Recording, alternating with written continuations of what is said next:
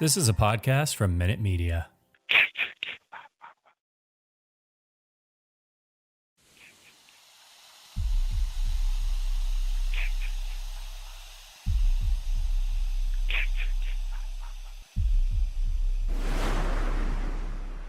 Warning, the following content may contain elements that are not suitable for some audiences. Viewer discretion is advised.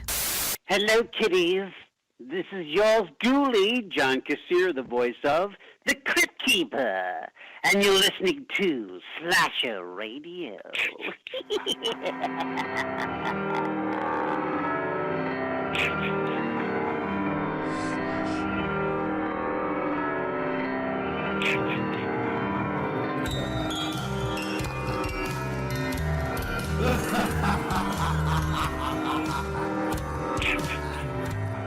Welcome to Slasher Radio. My name is Bones, and I'm joined by the marvelous Cat Velour and the voluptuous Rob Humphrey. That's right. That's right. I am voluptuous. That's right. Very plump. Yeah, I'm like a Rubenesque painting. Cat, do you know what he means by that? No idea. Okay. You don't know Rubenesque is like the big fat ladies? Oh. From back in the day? No. No. It's like those old classical paintings, and they're all the like big fat ladies. And that's you? Yeah. That was like, I mean, kind of. I do kind of look like a big fat lady. He's so excited about it.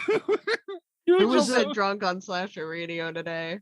There was a thing back in the day. It was like if you were fat, there was a sign of like wealth, and so it was considered attractive. And so they painted all these big fat ladies. Why can't that be the way it is now? I'm over here looking like the richest man in the fucking land right now. I'll tell you that. Oh shit. We're back. We just got done, wrapped up our Patreon pick last week for Greg. We were talking about Audition. Hey, Greg. Yeah. We're here for what everybody's been waiting for, man. I literally know people, a friend of mine, kind of a friend of mine. He said, I talked to him for the first time in a while, and he said, "Oh man, how's the show doing? We're catching up." He's like, "Yeah, I've been listening. Not gonna lie, I think the last thing I caught was the bracket thing. I really liked when you guys did that." I was like, "Oh, about a year ago." Good for you. Nice, thanks. Yeah, you're in luck because it's coming up. We are here with week 1 of Murder Madness. For the Lord Humphrey Cup. It's not. It's not the Lord Humphrey Cup. It's not. But not we're the workshopping Lord it. Humphrey. at this point, right? If you weren't here for this last year, this is where we take, college basketball style, get a whole bracket of all these, I guess they would be teams in college basketball, but here they are: killers, protagonists, whatever the bracket is made of. Sharks. Not sharks, damn it. Shark bracket. Sharks. We need a shark bracket. No, we don't. Last year we did a slasher bracket, which was for the most part killers. This year we're hitting up protagonists by popular demand. There's almost enough movies for us pretty soon to have an Amityville bracket. Seriously. What the hell is that? You know what? Fucking horror court, goddammit.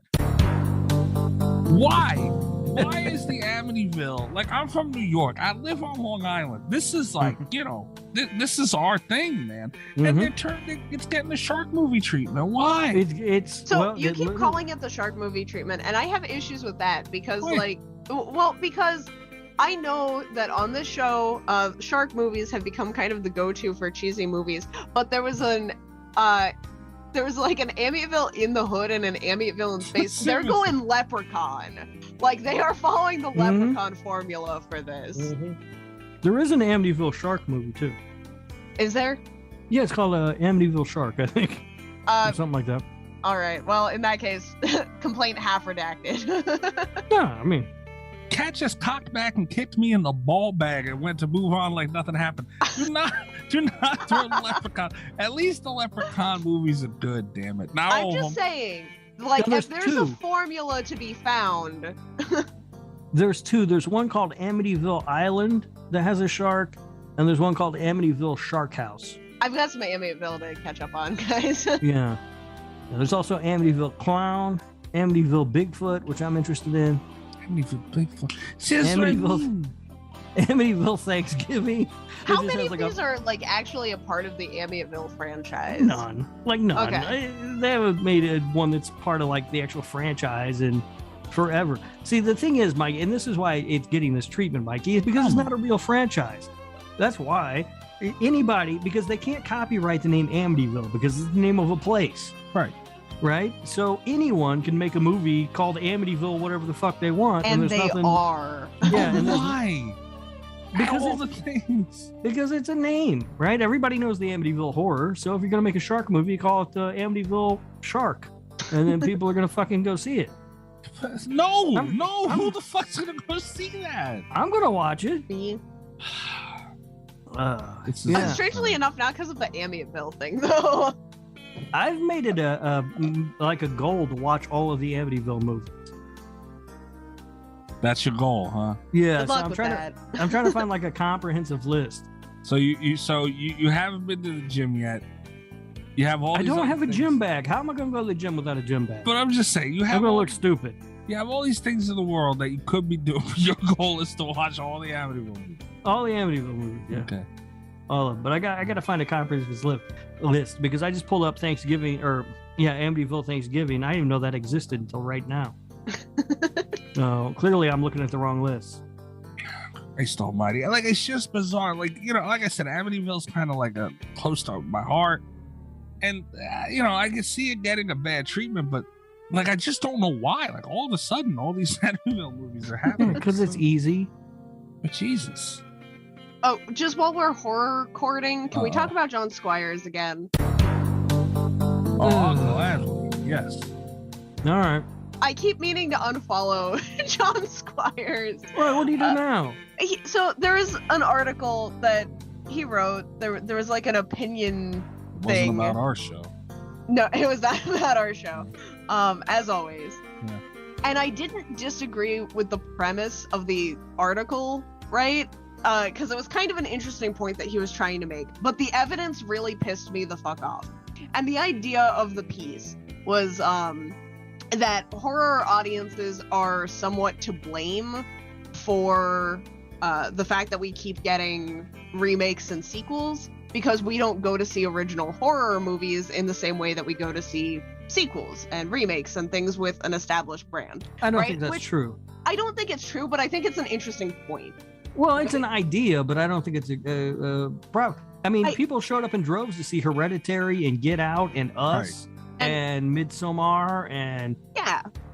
But I think it's an interesting point to be explored, right? But the thing that really pissed me off about it is that the examples that he used, he pointed out how much money Scream made, how much money Five Cream made this year, and then the two original horror movies that he had to kind of argue the other point were Cursed, which which like what the fuck, and then Foo Fighters Studio 666. Right. I was like, you've got to be fucking kidding me, dude. All right, well, first of all, Studio 666 underseen. It did not do well at the box office, and I'm with him on that. I'm a little embarrassed and ashamed of people who did not go see this movie. It is a fucking gem. It is amazing. Cursed, I can't say anything about because I kept making plans to see it and then not going, so I haven't seen it. I don't think those are too fair because like you were saying, Hereditary, like people there are original horror movies, but that people will go see, but I don't think Cursed or Studio 666 is a good example of that. Maybe you just don't like the fucking Foo Fighters, or also maybe you think it's a comedy movie because until you told me to go see it, I genuinely did not know that it was even remotely horror adjacent. Oh, yeah. I assumed it was like a Pick of Destiny ripoff, honestly, from the trailer. No, it is not. There are some brutal, disgusting kills in the movie. But it is very much a horror comedy. But you wouldn't know from the trailer. Yeah, it is very much a horror comedy. I laughed a lot in the theater. Scream had a lot of advertising, and you are also the one that told me about Cursed, which I had never fucking heard of. That's what it comes down to, because the original horror movies that get that sort of advertising push, Get Out and Hereditary and Us and Midsommar, people do go see. But when you don't put any, when there's no marketing budget behind Cursed, then no one knows it exists and people don't go see it. I think a more fair comparison would have been, like a Jordan Peele movie. I was gonna say Nope. I understand we can't compare the numbers to Nope because it's not out yet, but like, you know what I mean? Like, there are original horror movies that I think would have been a lot better, and also like that's an established. There are big names in Scream, you know, and the fact that it was those two original horror movies for comparison just pissed me off. Right, and Studio 666 doesn't have a great advertising campaign for it. It doesn't really tell people what it is. I haven't heard about that either until you started bringing it up, Rob. Honestly.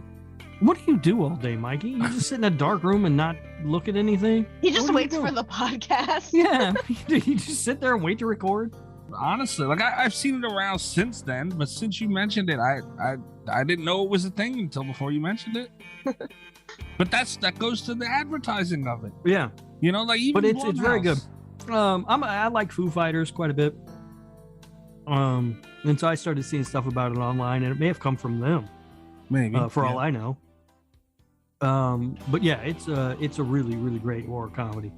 And I was disappointed to learn that no one was going to see it.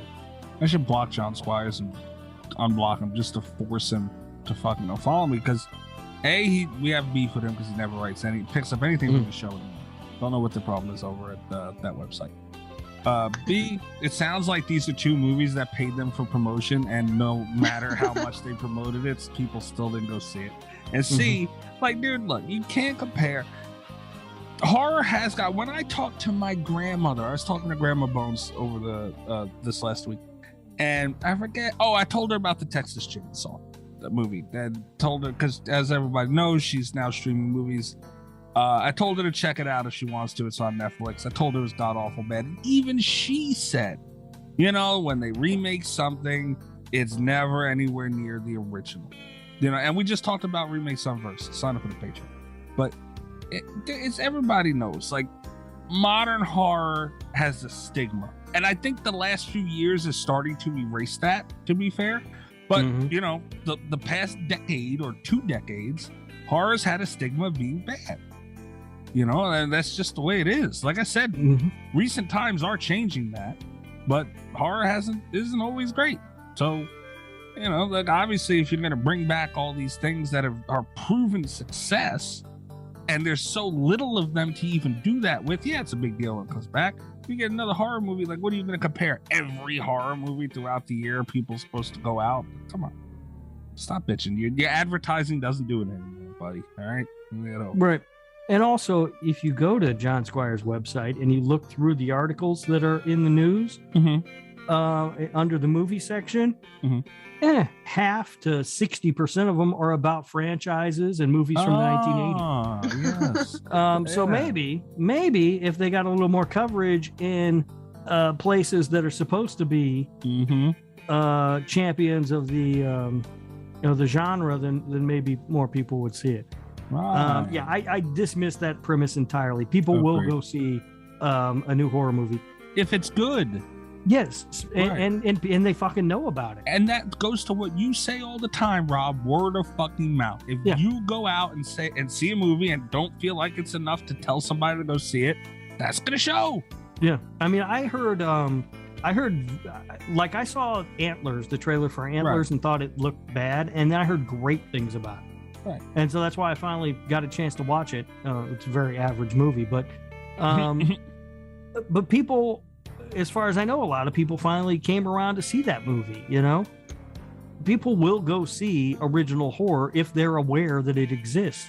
The Cursed is a prime example. A lot of people didn't know that fucking movie exists, and it's been in theaters for a month now. Yeah, you know, I didn't know it existed. Speaking of original movies, I just sent you guys. They released the trailer for Sharkula.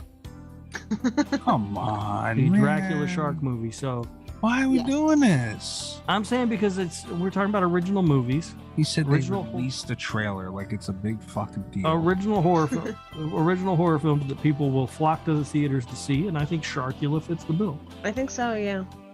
It's unlisted on YouTube. Is this like not? Did you get a leak? Like, what are you doing here? Well, hold on, I don't know. It's got 10,000 views. Wow. I shared it from John Squire's website. But Rob, that is a phenomenal point, dude. Because when I do go to their website, which we are not advertising their website, because their website does not pick up our shit. Anyway, when you look at it, it's, you know, Scream Comes Home and Texas Chainsaw. Like all they talk about, and I've seen countless times. It's like a list of whatever from all the Halloween movies. Like you motherfuckers take advantage of that. Or you know, underappreciated gems from the 1980s, because every week there's got to be a new article about the fucking horror movies from the 1980s. Right. It gets exhausting, honestly, with all the talk about 80s horror. I love 80s horror. A lot of those movies are fantastic. That's not the problem. The problem is when all you do is focus on how great horror movies used to be in the 1980s. You are underplaying how great horror movies are today. You're making it seem like a genre that is dead when it is anything but. That's true. So yeah, I completely disagree with the premise of this. I want to fight this guy. How big is he? Do we know? We don't know. I don't know. Mikey's had beef with him longer than I do. I mean, I never used to have beef with him. All of a sudden, I don't know what the problem is. He don't seem like too big a boy. All right. Me and you, John Squires. We're going to do it on Jason Blum's front yard so Blum knows what's coming to him. Hey, man, if Blum sees you kick somebody's ass, that might scare him a little bit. No, look, this idea that people won't go see original horror and that's why they're making remakes it's almost like this is a narrative that's pushed by studios, right? To say, well, we have to remake these movies because people won't go see anything that's not already tied to existing IP, which is just absurd. Get Out, $255.4 million box office. Yeah, nobody go see that though. Right. Won a goddamn Academy Award on the way too. Yeah, they're all so.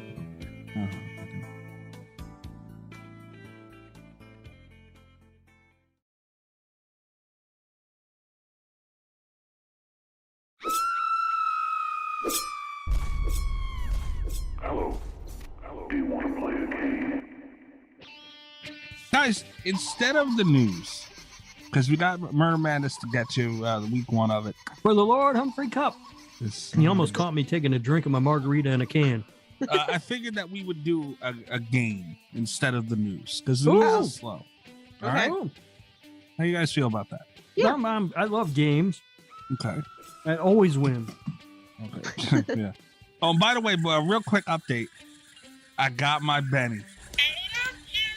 Yeah, it was kind of bittersweet for me to see that you got your Benny. Like, in a way, I was kind of happy for you, but then I had one less thing to mock you about, and so, Yeah, well, too bad. I got my Benny. He arrived safe and sound. I am cuddling him right now. Now I'm just hoping your new dog, Lil Rob, chews him up. His name is not Lil Rob, but no, he's not going to get him. We're workshopping names. We're still in that process. Oh, we're not. Secret panel of judges will let you know soon. So Benny is next to my desk. He will always be with us on Slasher Radio recordings. So the spirit of Benny, I got to keep an eye on him. Yeah, you better keep an eye on him. Tried to cut my pecker off the other night. Yeah. Do not throw him away. No. Do not neglect Benny. What a great movie that was. Phenomenal. Yeah. And now we all three, you know what? We all three have a Benny. It's like a bonding thing for Slasher Radio. It really is, man. Mm-hmm. Yeah. Benny's like our mascot. Mm-hmm. Next, we should all go get my name tattooed on our asses. You guys do that. What do you mean you guys know? I'll definitely go. Don't worry about it. Damn, man. Yeah, you just threw me right under that bus, didn't you? Holy shit. Damn. You're going to get your own name tattooed on your ass, too, probably. I don't know. Of all the people you know who might do that, don't I seem like the most likely candidate? Yeah. Probably. Yeah.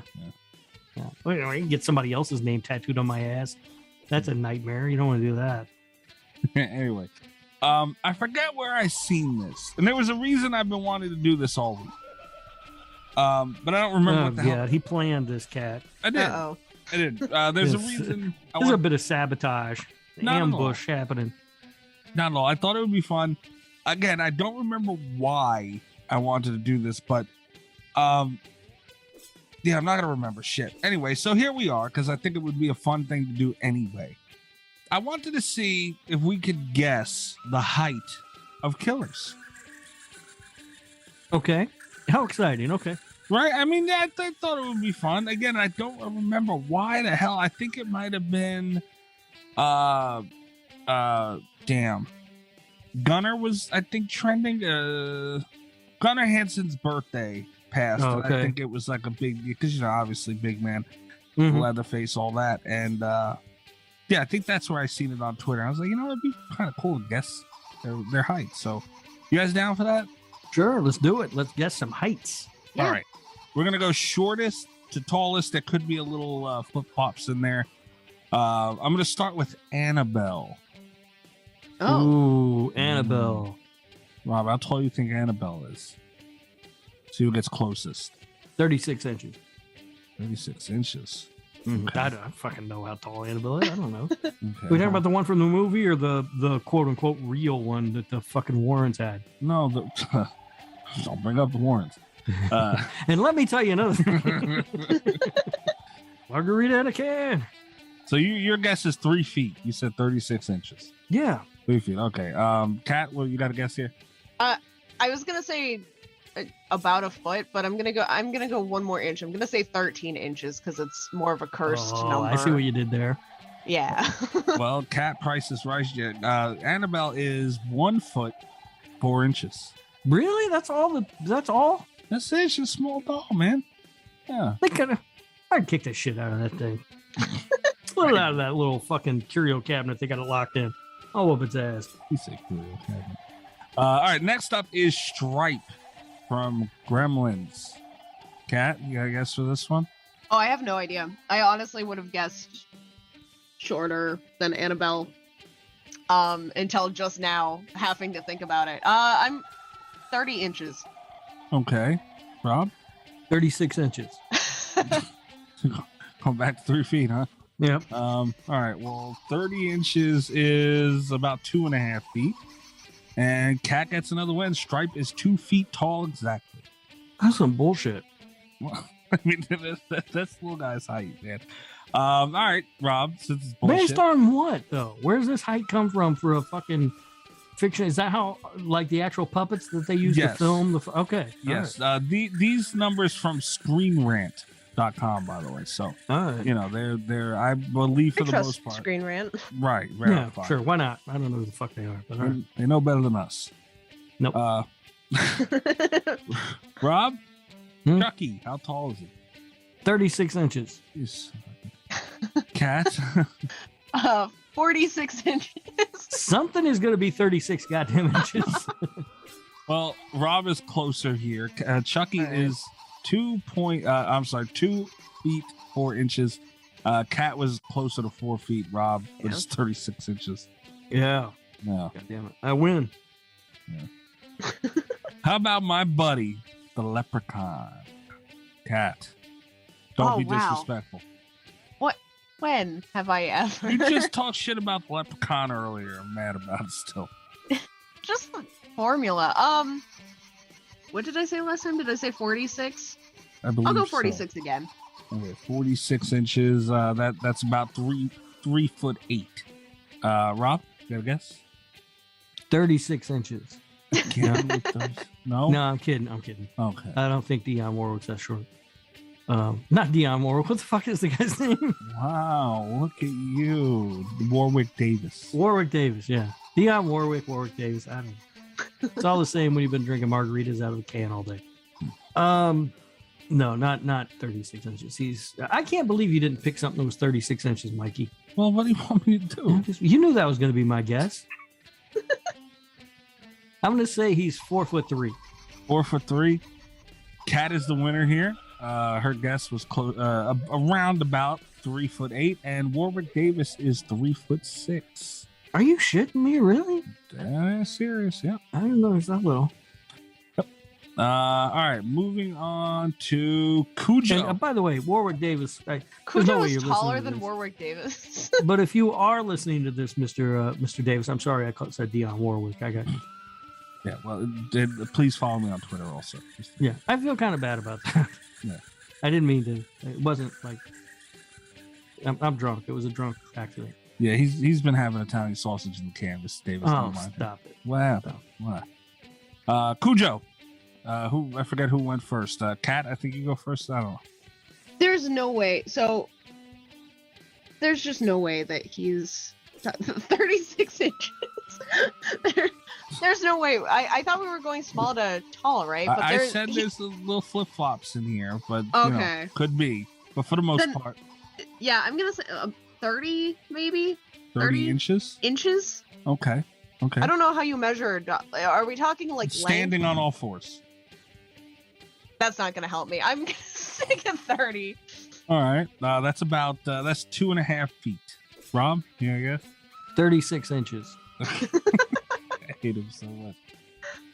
That brings Rob's to 3 feet. Cujo is 3 foot 6 inches, just like God. Davis. Oh, wow! Got one.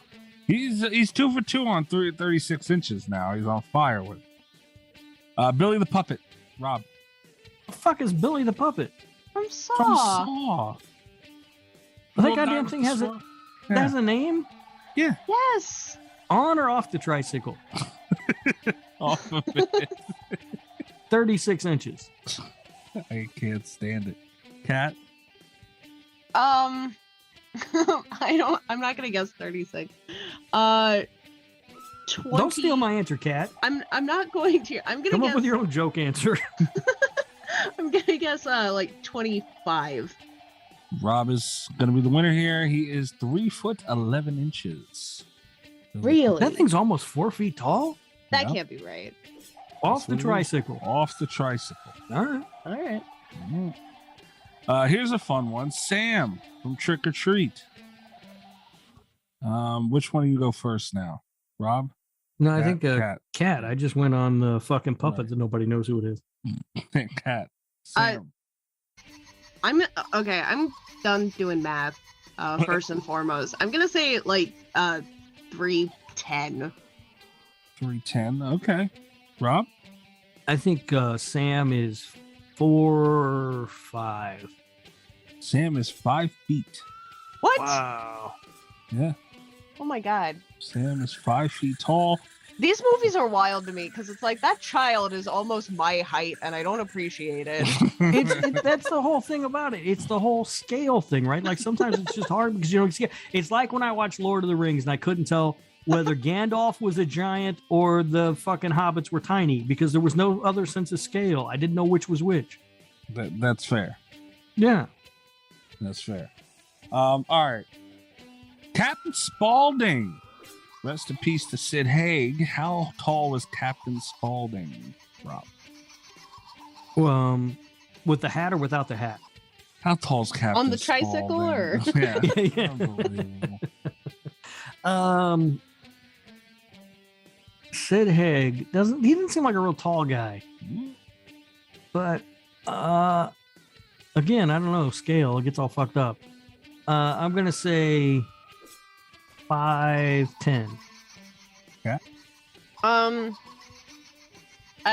gonna say 6 foot even. 6 foot. He didn't seem that tall, but like he hunched over a lot. Right. So yeah, I'm gonna say 6 foot. 6'4" is Sid Haig. Really? Oh wow. Okay. Yes. Yes. Right. Wow. Yes. Yes. I was surprised. I knew he had a little height to him, but yeah, 6'4".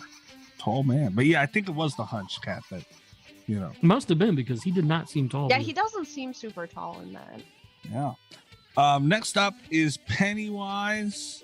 Now, I'm coming to something silly here. I'm going to just throw out the window Bill Skarsgård because I don't give a shit about your Pennywise, sir. You are not Pennywise. We're talking about Tim Curry's height. Talking about Tim Curry. To keep the kind of I guess mountain we're climbing, the steep around. He was 6'4", Bill Skarsgård, tall man. Okay. But we're not going to use him. We're going to go with Tim Curry. How tall is Tim Curry? Cat or Rob? I'm forgetting now. I'm too high for this. Which one of us is drunk? Cat, how tall is Tim Curry? I'm gonna say say like this is counterintuitive because again I thought we were climbing, but I'm gonna say like 5'8". He's not a tall dude. Okay, Rob. Tim Curry? Yes. He does seem kind of tall to me. I think he's about 6'4". Tim Curry 5'9". Cat almost had it on the nose. Oh man, Damn, really? He seems tall to me. What is going on? Margarita in a can. Margarita in a can. So good. These margaritas are delicious, guys. All right. Next up is what I think this idea came from Gunnar Hansen. Rest in peace. Happy birthday, sir. You're an icon. How tall, Rob, is Gunnar Hansen? Gunnar Hansen 6'8". Cat? Big fucking boy. 6'8". Wow. I'm trying to like. Yeah, 6'8" doesn't seem like a terrible guess. I'm gonna guess a little bit shorter. That I'm gonna guess 6'6". Gunnar Hansen 6'4". Cat gets the point. He's the same height as Sid Haig, really? Yeah. Yes, that doesn't seem right to me. That doesn't seem correct. I mean, that's Screen Rant, guys. I mean, it is. All right. I did also. Before I found this list, I was doing some on my own, and then I came across this. Several places said that he is 6'4". Yeah. So it is difficult to tell, like from watching somebody on screen, how tall they are. From sometimes, like I listened to a whole podcast episode. It's just one episode of a podcast that was great. It's defunct now, but this girl was trying to figure out how tall Jake Gyllenhaal was because like different websites had him reported at different heights and everything. Right. It was fantastic. But she finally actually ended up on the phone with Jake Gyllenhaal himself. Damn. Yeah, it's pretty impressive podcast. That is impressive. Google also has Sid Haig at 6'4" too. So for what it's worth. All right. Have you guys ever watched Good Mythical Morning? No. Okay. What the fuck is that? Sorry, it's a YouTube show. And it broke my concept of height because there's like a tall guy and a short guy, and then one day I found out that the short guy is like 6'4", and then it's like, how tall is this man? Right. Yeah. Sitting next to him that like it broke my perception of reality. Yeah. The other guy's like 9 feet tall. Yeah. Yeah, it's so weird. Yeah. That is hysterical. Okay, so yeah, we're into the big boys still. Okay. Up next, you know what? I'm gonna throw a curveball in here. So this could be anywhere. Doug Bradley, Pinhead. How tall is Pinhead? Whose turn is Rob? Oh, okay. Well, is that your lock-in, Cat? Yeah. Okay. Because I have no idea. Right. Yeah, I don't really either. I was gonna say like 5'9". I don't know. Okay. I think the pins in his face make him look taller.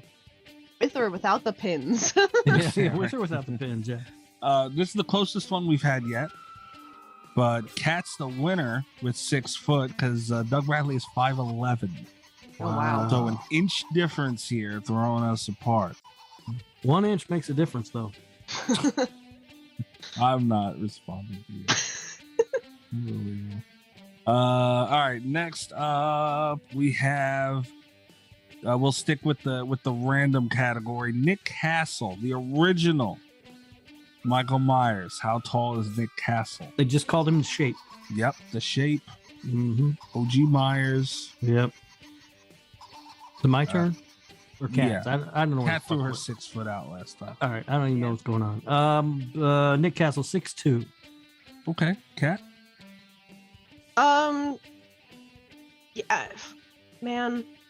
Michael Myers. Michael Myers, huh? OG. I'm gonna say 5'11". Cat gets the win here. 5'10" is Nick. God Castle. damn.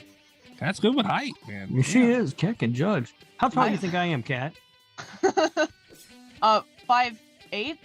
Considering you just answered that the other day. You said about 5'8".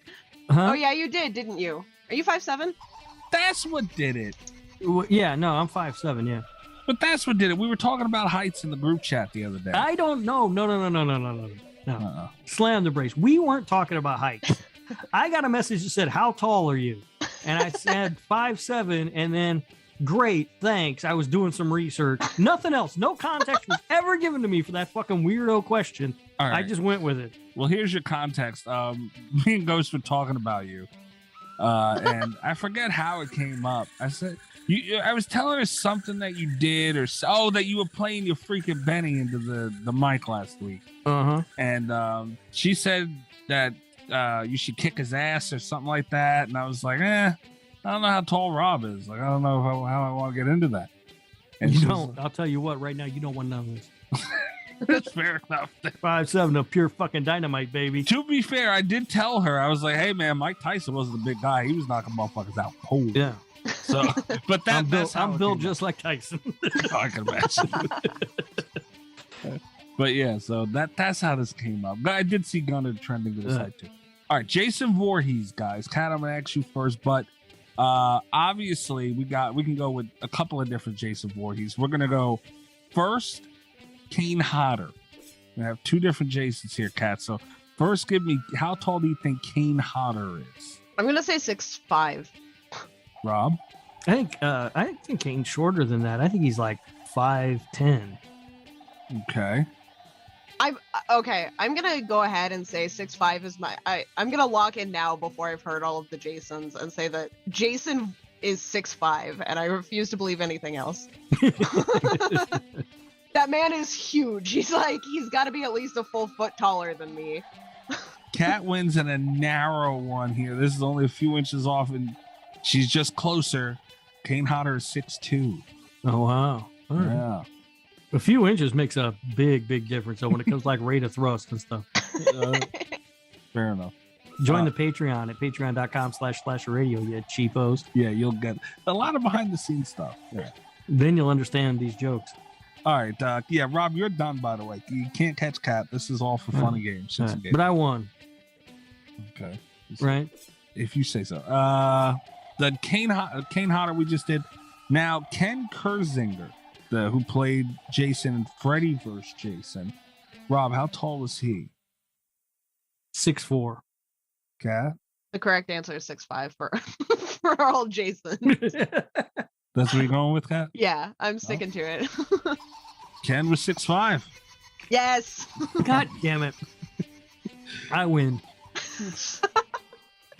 All right. We only have two more here. Okay. Candyman Cat. Tony Todd. Ooh. Tony Todd himself. Yes. Wow. 6'2"? Rob?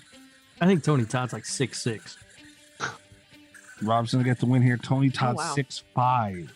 Wow. Oh no, he's Jason height. He's a big man. He'll whoop some ass. Tony Todd. Tony Todd, one cool motherfucker. Yes. All right. Here we go. We already went through Nick Castle. Now, Rob, I'm gonna ask you another Michael Myers here. Okay. A Rob Zombie Michael Myers, the original. I believe Tyler Mane played in both. I know he played. I think he was. Yeah, yes. He was in both of them. Okay, Tyler Mane, Rob Zombie's Michael Myers. How tall was he, Kat? He was a tall dude. Mm-hmm. Wow. I don't want to go. I can go crazy. I'm gonna say 6'8". Said I'm whooping his ass so bad. I can afford to make crazy guesses. Why not? What's your guess, Rob? 36 inches.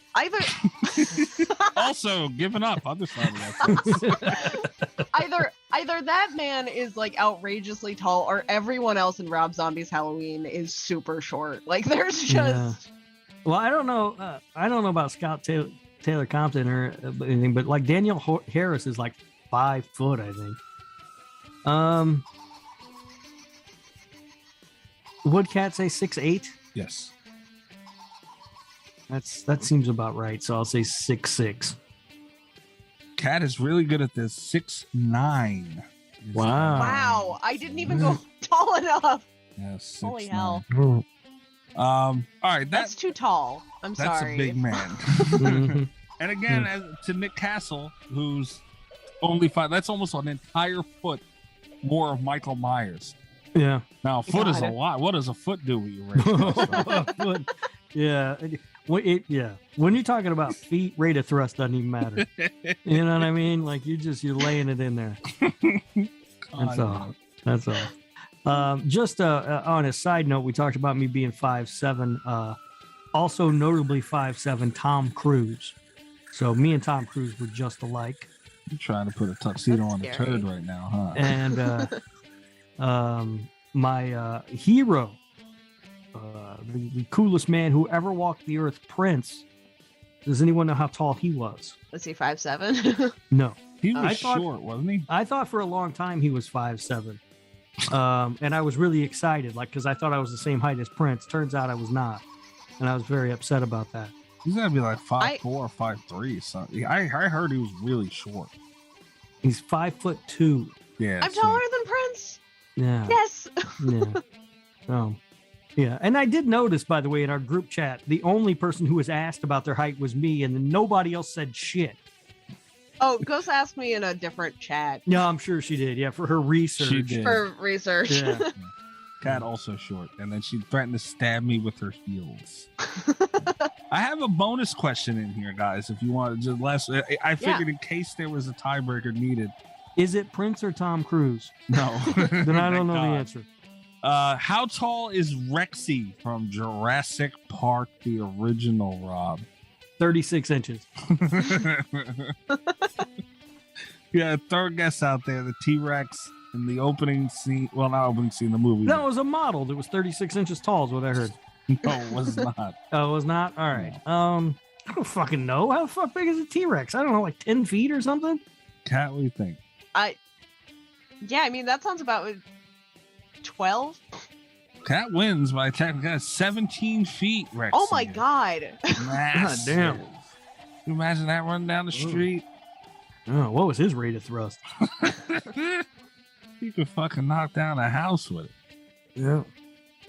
Yeah, so that's it. We I like those kind of games, though. Those games are fun. They're fun. Yeah, I spent the last hour or so before we hopped on here trying to think of a name for this. Could not do it. So Yeah. Yeah. come up with a name. Tall or small? Yeah, We'll just call it 36 inches. yeah, 36 inches the game. God damn That it. sounds so wrong. Yeah. All right.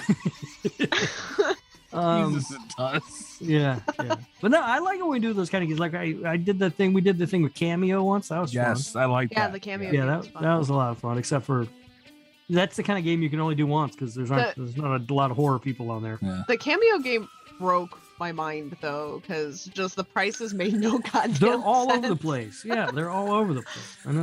I know. Yeah, we Yeah. recently did your whatchamacallit, the con you're going to. Oh yeah, also. yeah. The convention prices. Yeah. Yeah. Speaking of which, I'm thinking about getting an in costume photo op with Tony Todd for me and my kid. Ooh. Wow. Tony Todd in the Candyman costume. The question I have is, are there going to be bees or not? Because I don't like fucking bees. I doubt it. Yeah, I don't think there'll be bees, but I don't know. It's like $80. That's not I bad. But I'm thinking about it. I don't know. I do.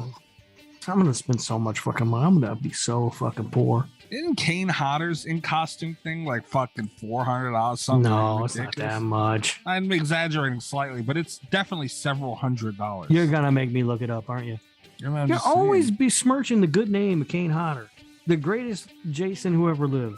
He's 6'2". He's my height. No big deal. Barely even a Jason. He's 3 inches short of decent height. Yeah, clearly, obviously. Hold on, I clicked the wrong one. 36 inches the game has told Let's us see. nothing else but that. This is riveting. Kane Hodder photo op. $100. But is that the in costume? Yes. His see. regular out of costume professional photo op is $60. In costume's $100, and he will be as the Jason in Friday the 13th Part 8. Okay. Jason Takes Vancouver. Whoa. Why we got no, we ain't going with that. No. And then Tony Todd, I believe, was $80 in costume. No, in costume, Tony Todd, $100. See, I think it was the I seen one where he was doing the Jason X, and maybe that was more Yeah, it because might have been. obviously, yeah, right. Yeah. That might have been. Oh, there is. Oh my God, there's a group photo, Halloween 3 Oh no. with Tom Atkins, Stacey Nelkin, and Dick Warlock. How much is that? $120. That's not worth it, Rob. Are you sure? 1,000,000,000% without even thinking. Yes. It's. How about this one? There's a group photo. for Scream with Nev Campbell, Skeet Ulrich, Matthew Lillard, Jamie it. Kennedy, and it just says Brown. I don't know who the fuck that is. Oh, it's the guy who played the cameraman. Oh. Gail Weathers' cameraman. Right. How much would you pay for that? That's like $300. They're not in costume or anything. They're just standing there. Probably less than that then, but I would go up to $300. $250. Damn. Okay. I don't know if I could pay that.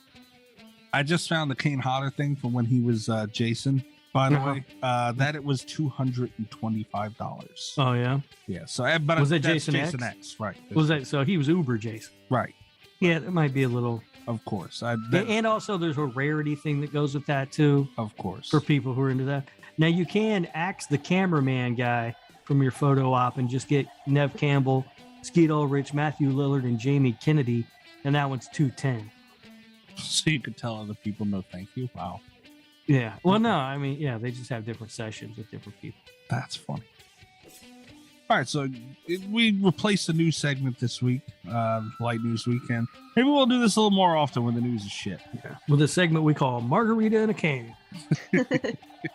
36 inches. All right, so we're going to take a quick break, guys, and we will be back with week 1 of Murder Effing Madness. For the Lord Effing Humphrey Cup. Son of a bitch.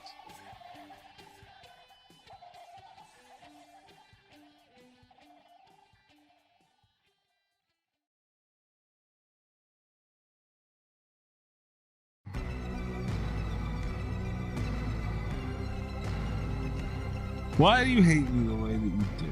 Oh, come on, Mike. You know I love you. I don't know Do you about have that. your random generator site back? Bada boom. Yay. Bada boom. Now, how tall are you, Kat? I'm 5'4". Oh, okay. 5'4". Wow. Yeah. Taller than you. Ha! I think I actually shrunk from, because I'm pretty sure I used to be 5'5" when I did ballet, but I think my spine has just like curled in. Yeah. It's given up on me. You did ballet? Yeah. Holy shit, we're learning things left and right tonight. And you're 6'2", Mikey? 6'3". 6'3"? Did you play basketball? Yes. You know, you're only 2 inches short of being Jason. I know. I feel like at 6'3", you should have gone farther with your basketball career. Yeah, me too. But, marijuana and liquor. Yeah. Yeah. And all them bitches, huh? You weren't that many. No. All right. So, what's wrong with you? I don't know. Margarita in a can. All right. Kat, how do you feel? I'm feeling okay. Wait, this is all different. Only What is slightly this? drunk. Well, I meant about because Kat is notably not like the bracket season. Oh, yeah. Bracket season's not my favorite season. I think this one, is going to be much calmer than last year. I'm so. I'm a lot more inebriated than I was last year, so I'm feeling better about that. I think last year we did villains, and as horror fans, we tend to identify a little more with them. You know what I mean? Like they're, in a weird way, the villains sort of become our heroes, like Jason and Freddy and Michael and Leatherface and stuff, right? Right. So I feel like we're odd. We're an odd breed of people, right? And so we don't identify so much with the survivors of these movies. So I think this will be a little easier. I think the backlash will be less. I don't know if any of that's true, but I'm drunk, Kat, and I started down a road and I was not going to stop. There were no detours. There was no stopping. I don't know that I agree with it either. But I realized that about halfway through saying it, and I was just going to keep going. I will say this too, to add on to that, I guess, if I can. A lot of people really especially maybe more outside of the genre fans, they look at the movie, they just care about the killer. They just want to see Michael Myers, they want to see Jason, whoever. And I just want to say to those people, like, even though this is a protagonist bracket, as we mentioned, I mean, how they handle their killer counterparts in their films will be a big deal on how we judge these. So there will be plenty of killer talk throughout. this bracket too. So don't turn us off and listen to a bloody disgusting podcast or nothing. All right, are you guys ready? Last year we had the randomizer, and I just want everybody listening to know that this year we have a wheel. Yeah, we got a wheel. That's what I was talking about. This looks all different. I don't know what's up with this. I've been drinking. Now you're going to spin a wheel. I'm going to get sick. So Is this intentional. maybe, possibly, who knows? So this wheel may be up, may or may not be up on Patreon. So if you're able to, does the wheel make sound? I don't know. With the beep beep beep beep beep. Yeah, like beep, the Wheel beep, of Fortune beep, wheel. beep. You guys are gonna make me. I mean, I had this ready, and now Don't worry. If it doesn't, you can just add it in post. Yeah, well, I'm gonna have. That's what he's worried about. Actually, yeah, that's a good point. I'm gonna have to. You can't share your audio. I'm trying, but I had the audio set to a different thing, and you know what? There's a guy involved and everything. Just cut all this out. Who cares? Well, I'm gonna have to cut. I mean, this is ridiculous. Okay, now if there's cut out my drunk rant about people too. I don't know what the fuck. Oh, there is sound. You guys hear it? This is gonna. We're not. This doesn't count. We're just spinning it to see. Okay, so we have sound here. Oh, and hand claps. Yeah. Oh yeah, I like the fanfare. Yeah, that's exciting. All right. This is a good one. Also, should be noted, do we have any killers in here? Did we put killers in? Because we talked about slipping a couple in. We don't. We have Jeremy Melton. Jeremy Melton. Okay. Yes. All right. Jeremy Melton from Valentine. I do wish we would have thrown the killer, because that could be like our thing. Well, because he's apparently a slasher. Killer. Ash is a hero. I don't know. That's not what the slasher bracket said. He's a protagonist. Damn it. Ash is awesome. I can't wait for that new Evil Dead rise, but it's gonna be great. It is gonna be good. Yeah. Are we ready to start this sumbitch up? Yeah. Spin it. Okay. Here we go. The wheel's spinning. Bloop, bloop, bloop, bloop. Do you need me to do it? No. We've established. Making the sound. Bloop. Bloop. Arthur Kipps from The Woman in Black. Daniel Radcliffe. I like it when we start brackets with Daniel Radcliffe. Oh, okay. Okay. Right. So, unbelievable. Yeah. Daniel Radcliffe, Arthur. Okay, now he is going up against. You remember, everyone listen. If you didn't listen last year, this is a battle. They're going up against. Oh yeah, wait a minute. I don't know if I like starting a bracket with the Daniel Radcliffe. He's got to fight. Yeah, he's got to whoop some ass. Let's see how's it going to go. I don't like his chances unless it's against Jeremy Melton. Okay, against Jack from Benny Loves You. Okay, here's the thing though, is that if Benny's not there, a lot of harm could be done to Jack. I'm saying this just like to kind of establish rules, because I'm not going to say Arthur is like a great hand-to-hand. That's not the case I'm trying to make. Just like, the scariest part of Jack is Benny, and if Benny's not around. Also, though, keep in mind Daniel Radcliffe does not get to use Dobby. That was a guy, right? That was a Harry Potter guy. That was a Harry Potter guy. Yeah, that was a Harry Potter guy. Good Sadly enough, we've been over that already tonight. Oh yeah, did we? Yeah. Margarita in a can. When we were talking about Schmiegel. Oh yeah, margarita in a can, everybody. Margarita in a can. I don't know who to pick this one. I'm not super familiar with The Woman in Black. Oh god, it's terrible. It is not that bad. It's terrible. It's not. It's just you're blinded by Daniel Radcliffe. Well, yeah, it's fair. A bad movie. I mean, that might be fair. Yeah, it's a bad movie. And this is a good matchup because they're both like kind of nerdy dudes. Right. Yeah. I'd give it to Jack. I'm going to do that only because I feel like what he's gone through with Benny has prepared him, for an ass whooping moment. I'm going to give it to Arthur because I think that was still an era where they dueled. I think it never came up in the movie, but I'm going to just assume that anyone from that time period. You sons of bitches. You're going to put this on me. Yeah. Yep. That's what you just did. Kate, Cat, whatever your name is. Don't let my drinking interfere with the show, guys. Cat just jumped in there real quick.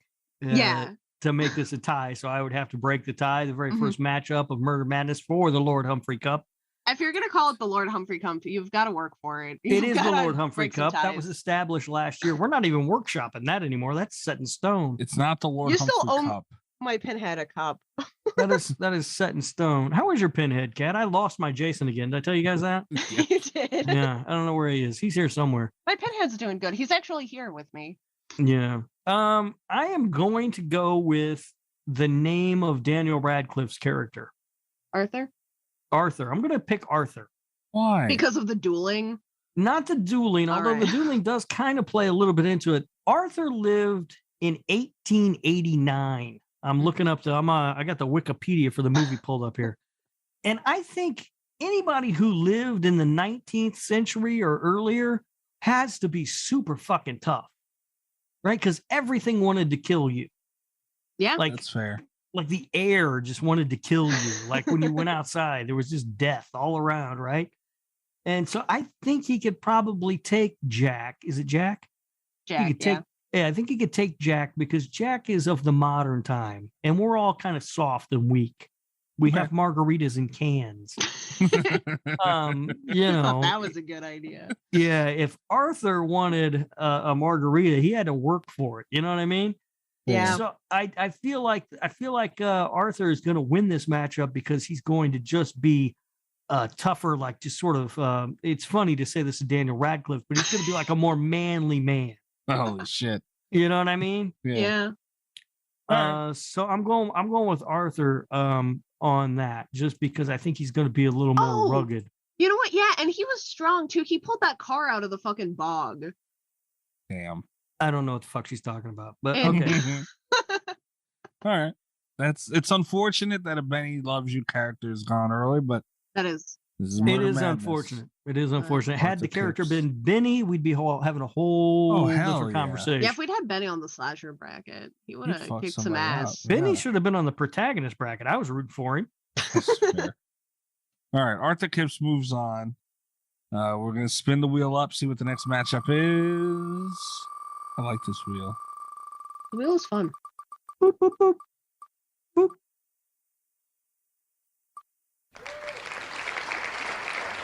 I don't even. Luis from Last Night in Soho. See, I didn't see Last Night in Soho. Why didn't you see Last Night in Soho? It's a great movie. I know, and I've been meaning to. Okay, so all right. I wonder sometimes why you do a movie podcast when you hate movies. I don't hate movies. It's just I don't have a lot of time to watch movies anymore. Yeah. I got all the time in the world, buddy. Good for you. I don't. All right, she's going up against. Let's see. Wait, was Eloise? She was the one in the 60s, right? Or was that the young girl? It was the young girl. Okay, all right. I only saw the movie once, Mike. It's really good though. Oh boy. Aaron, Texas Chainsaw Massacre 2003. So this is an interesting matchup, I think, because Erin has like a lot more physical stuff that she has to like. Those attacks are a lot more brutal, but Eloise has a lot more like running around that's got to get done. Like we know she's fit. We just haven't seen her in a combat situation. Who is Erin? Jessica Biel. Oh yeah. Wife beater. White one. Yeah, I remember. I remember. I feel like Kat's about to get outvoted in this one. No, but seriously, I mean, she went up against Leatherface.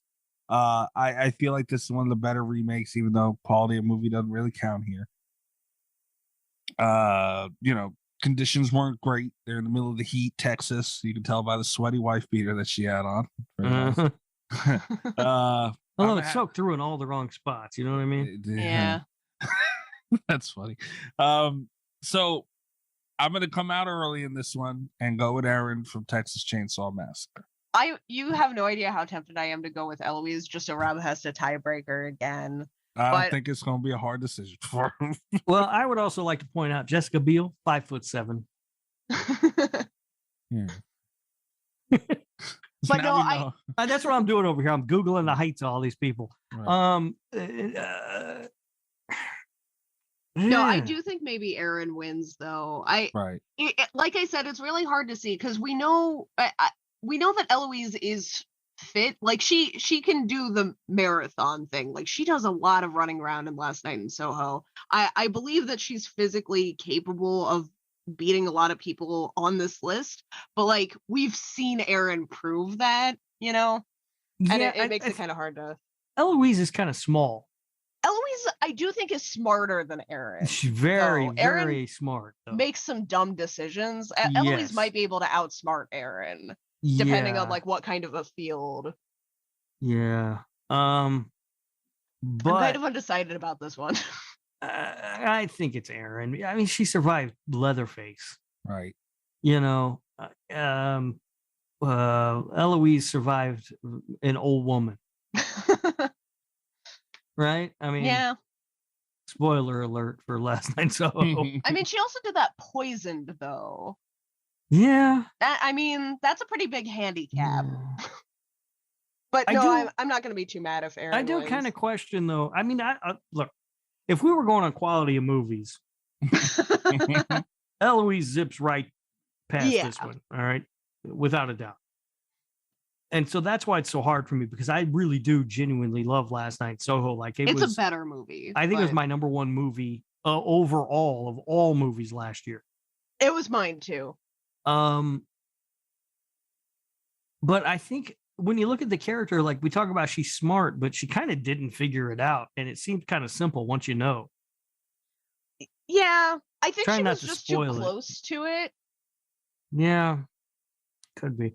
I don't know. Hand to hand, I think Erin takes her. Okay. That's fair.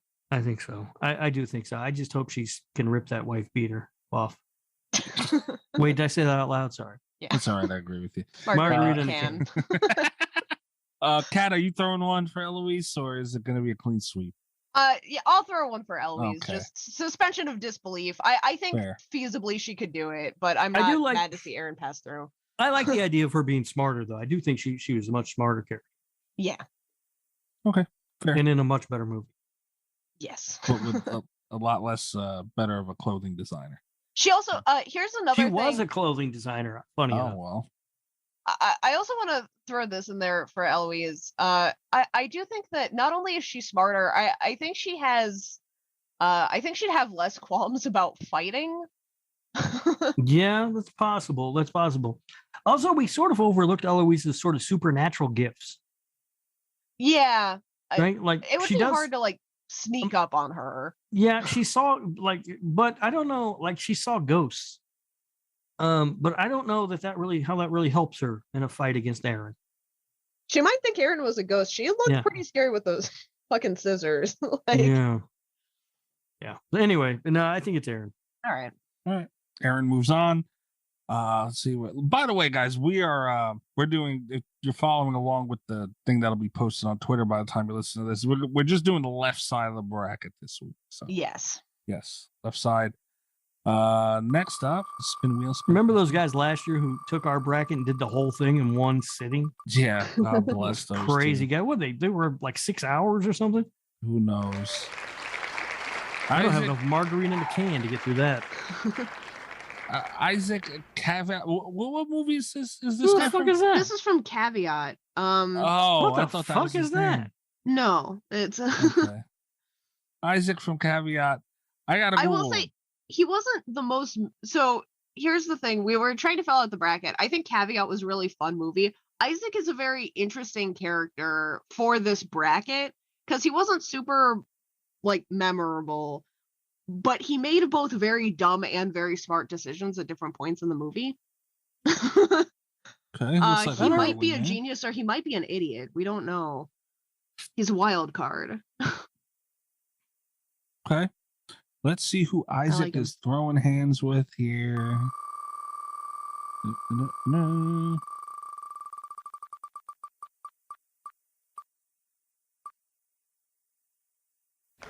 Damn it, Rob. Oh, Jamie Lloyd. Jamie Lloyd. 4 and 5. Was that the kid? Yeah.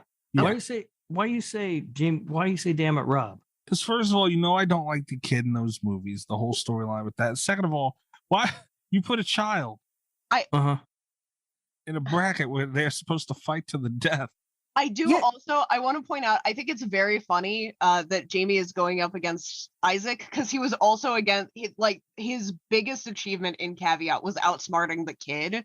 Ooh, well, there you go now. So, we don't have to discuss anything. The kid was not as smart as Jamie Lloyd, but the kid was a lot more ruthless than Jamie Lloyd, I think. Because she was willing to just tie him up in a basement and let him suffer. All right, Jamie had to be in this bracket, Mikey. The reason is because she's one of the most memorable final girls from the Halloween franchise. I mean, she had to be there. Jamie Lee Curtis is fine. We don't need. No, she's very memorable. Obviously, Laurie Strode is but Jamie Lloyd is extremely memorable. We also have Rachel in here too, Rachel Carruthers.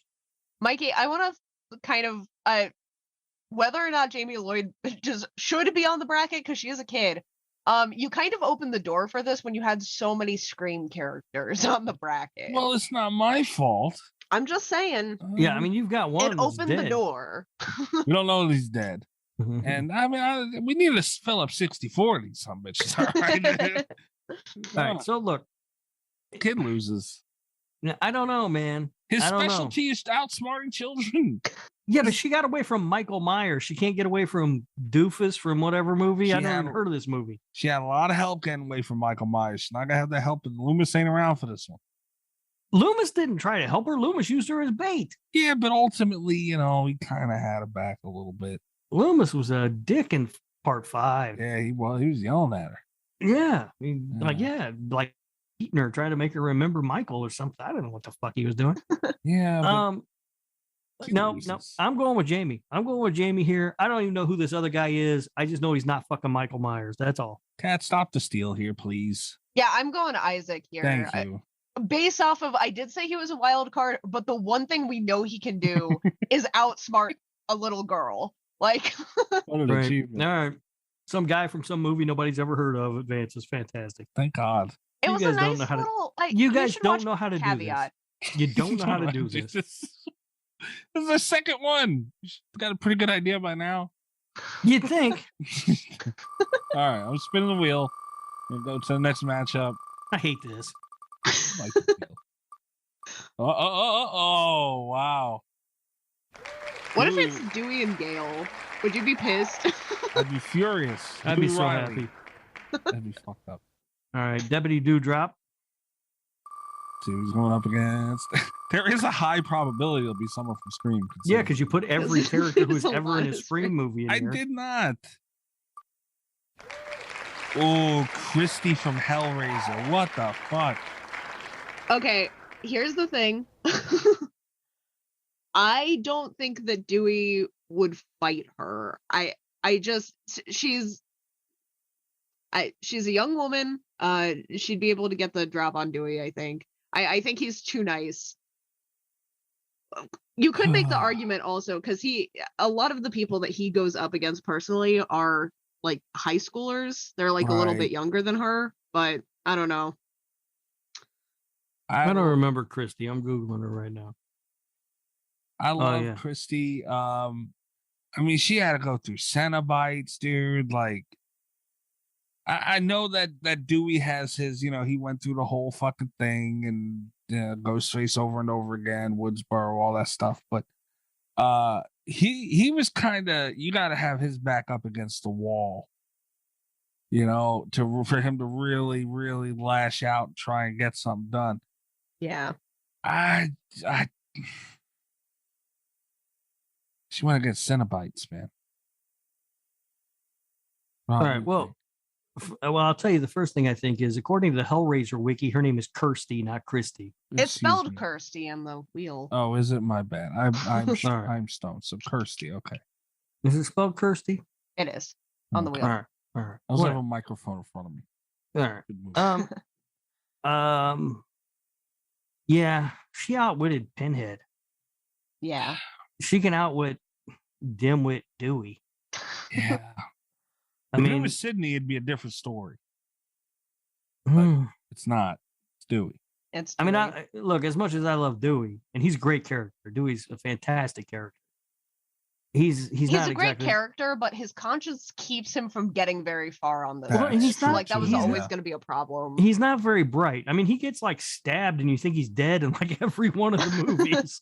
He's just stabbed a lot. Yeah, he's not real bright. You think the limp will play a factor, Rob? Well, that limp's got to play a factor, right? Yeah, you'd think. Right? Yeah. I'll tell you the secret to that too. You see, you're ever fighting a guy with a limp? What you want to do is don't focus on the limp leg. You want to take out the good leg. Okay. Right? That's what you want to do. You want to sweep the leg, but sweep the good one. So then he's got to deal with the gimp leg. He'll fall right over, and then you got him. Okay. I'll remember advice that from Rob. if I'm ever fighting a guy with a limp. Yeah. All right. It comes up more often than you think, actually. Tell me who you think's gonna win. God damn it! I said Kirsty's gonna win, not fucking Dewey's not gonna win. I'm gonna give one to Dewey out of respect. Give Dewey a respect vote. What if I also was like Dewey at the last minute? No, Kirsty, I think wins this. Right. Okay. Yeah. Kirsty. And now we know who's gonna win the bracket anyway. It doesn't matter because Cat loves Hellraiser so much that well, that's what happened last time. No, there are people on this bracket that I think maybe are a little bit smarter than Kirsty. Me too. Right. I like it. I like Hellraiser for the premise, and I think Pinhead was a shoo-in for the last bracket, but I don't know. We should have put the Survivor of Jack Frost on here because that's Cat's favorite movie. Jesus Christ. My favorite movie of all time. 10 out of 10. Ooh. Okay.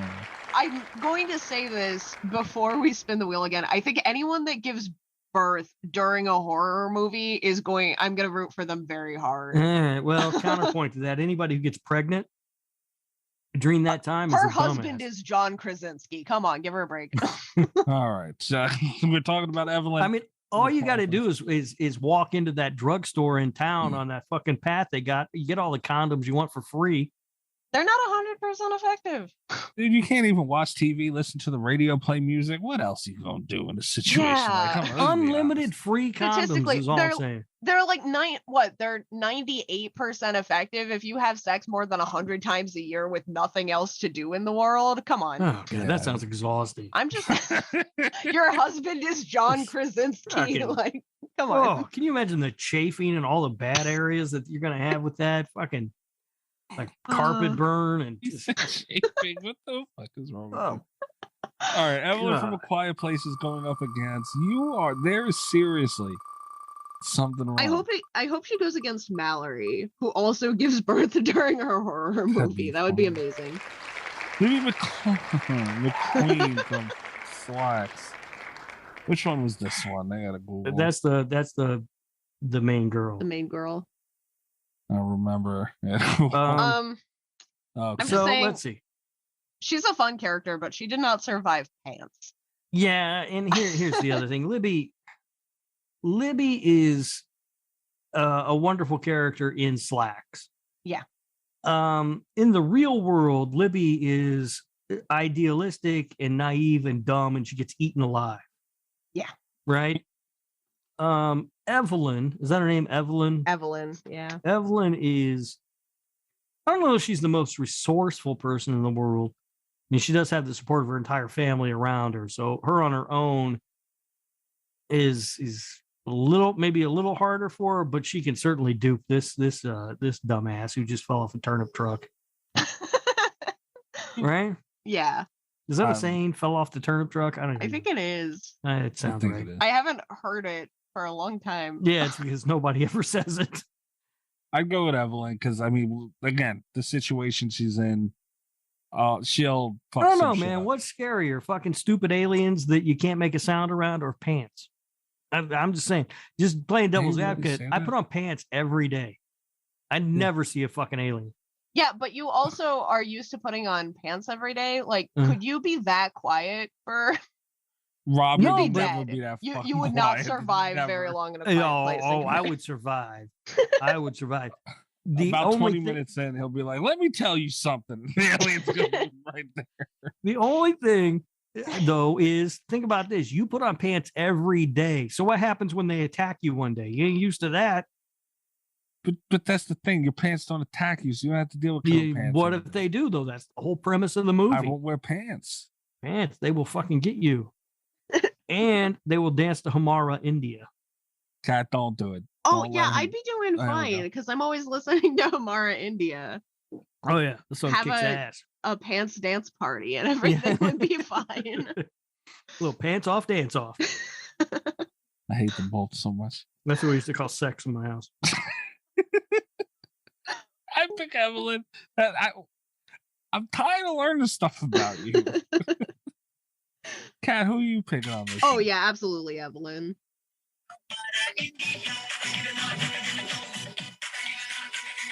Tell me that ain't a banger. No, it's not a banger. It is. Also, you can't put that in the episode. Yeah, you're trying to get us sued now.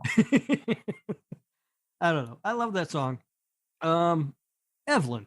Evelyn wins, right? We Yes. all decide that? Yes. All right. I'm really too drunk. Okay. All right. I'm going to maintain, though, guys. Don't worry. Don't worry. I'm a professional. Yeah. Margarita Okay. in a can. Aaron, from Your Next, which we're never done on the show. I know we're never Ooh. allowed to watch your next, but Erin is one of my favorites to maybe not win, but I Ooh. think she's going to go pretty far. She's got military training. We've seen that she can booby trap a house pretty fast. She's got like that whole Nancy Thompson thing going on. She can beat the shit out of some slashers. Like I believe in her. Yeah. Yeah. There's only one person I could see off the top of my head beating her, and I don't know if we put her in the bracket. Whoops. So, not looking good for whoever comes up against Aaron. Okay. Is it Aaron? Erin. It is Erin. Yeah. All right. I thought Let's that's what you find said. out. It removes the name and then it's gone, and then I'm confused.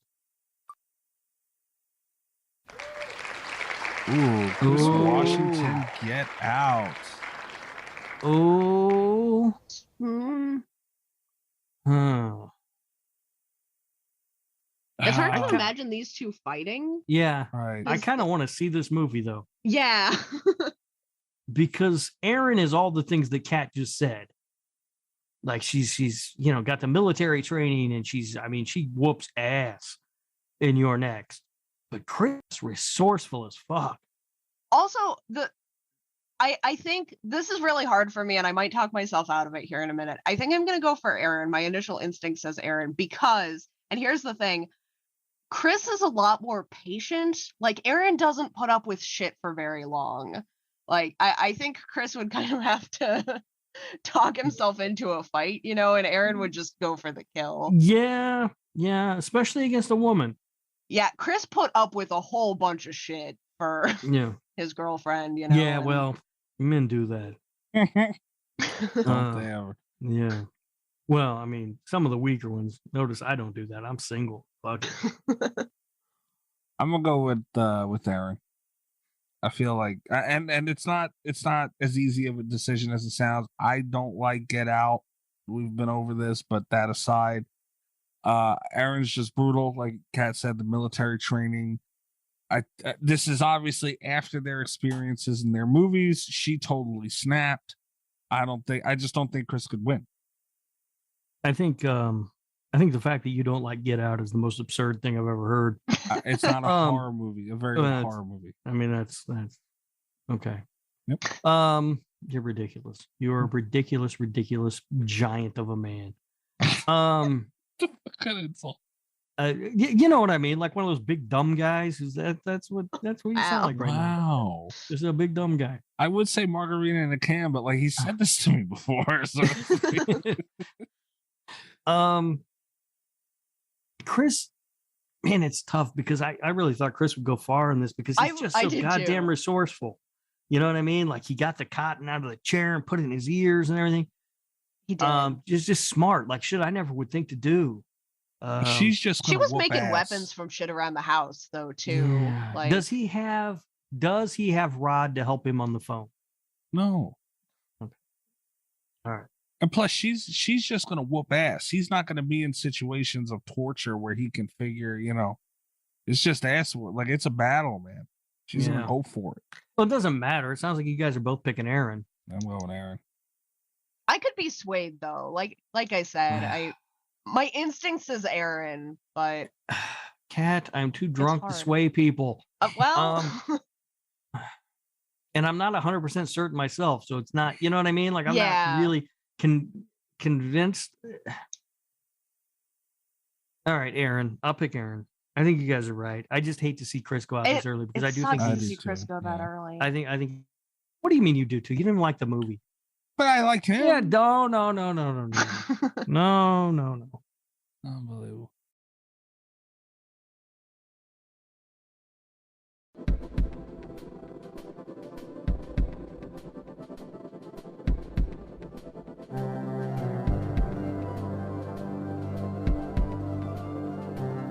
All right. You are a difficult human being. Aaron moves on. The nerve. I'm gonna spin this wheel. I get attacked and everything. You guys are gonna get another one of those texts later tonight or tomorrow. Sorry, I'm so drunk. Oh shit! Alice Johnson from the Nightmare on Elm Street Part 4. That's yeah. Let's see who she's got.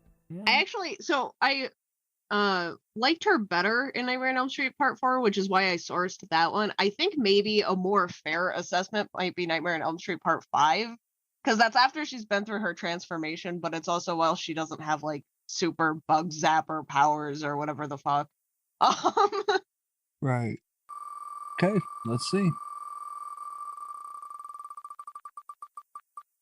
But her character development was like the best part of that movie. Oh shit! Ooh. This is perfect. This is great right here. I love this wheel. Alice Hardy, Friday the 13th, original. All right. So this is a tough one. Again, my instincts are saying Alice Johnson, but I could be swayed. my first response was Alice Hardy. Sons of bitches.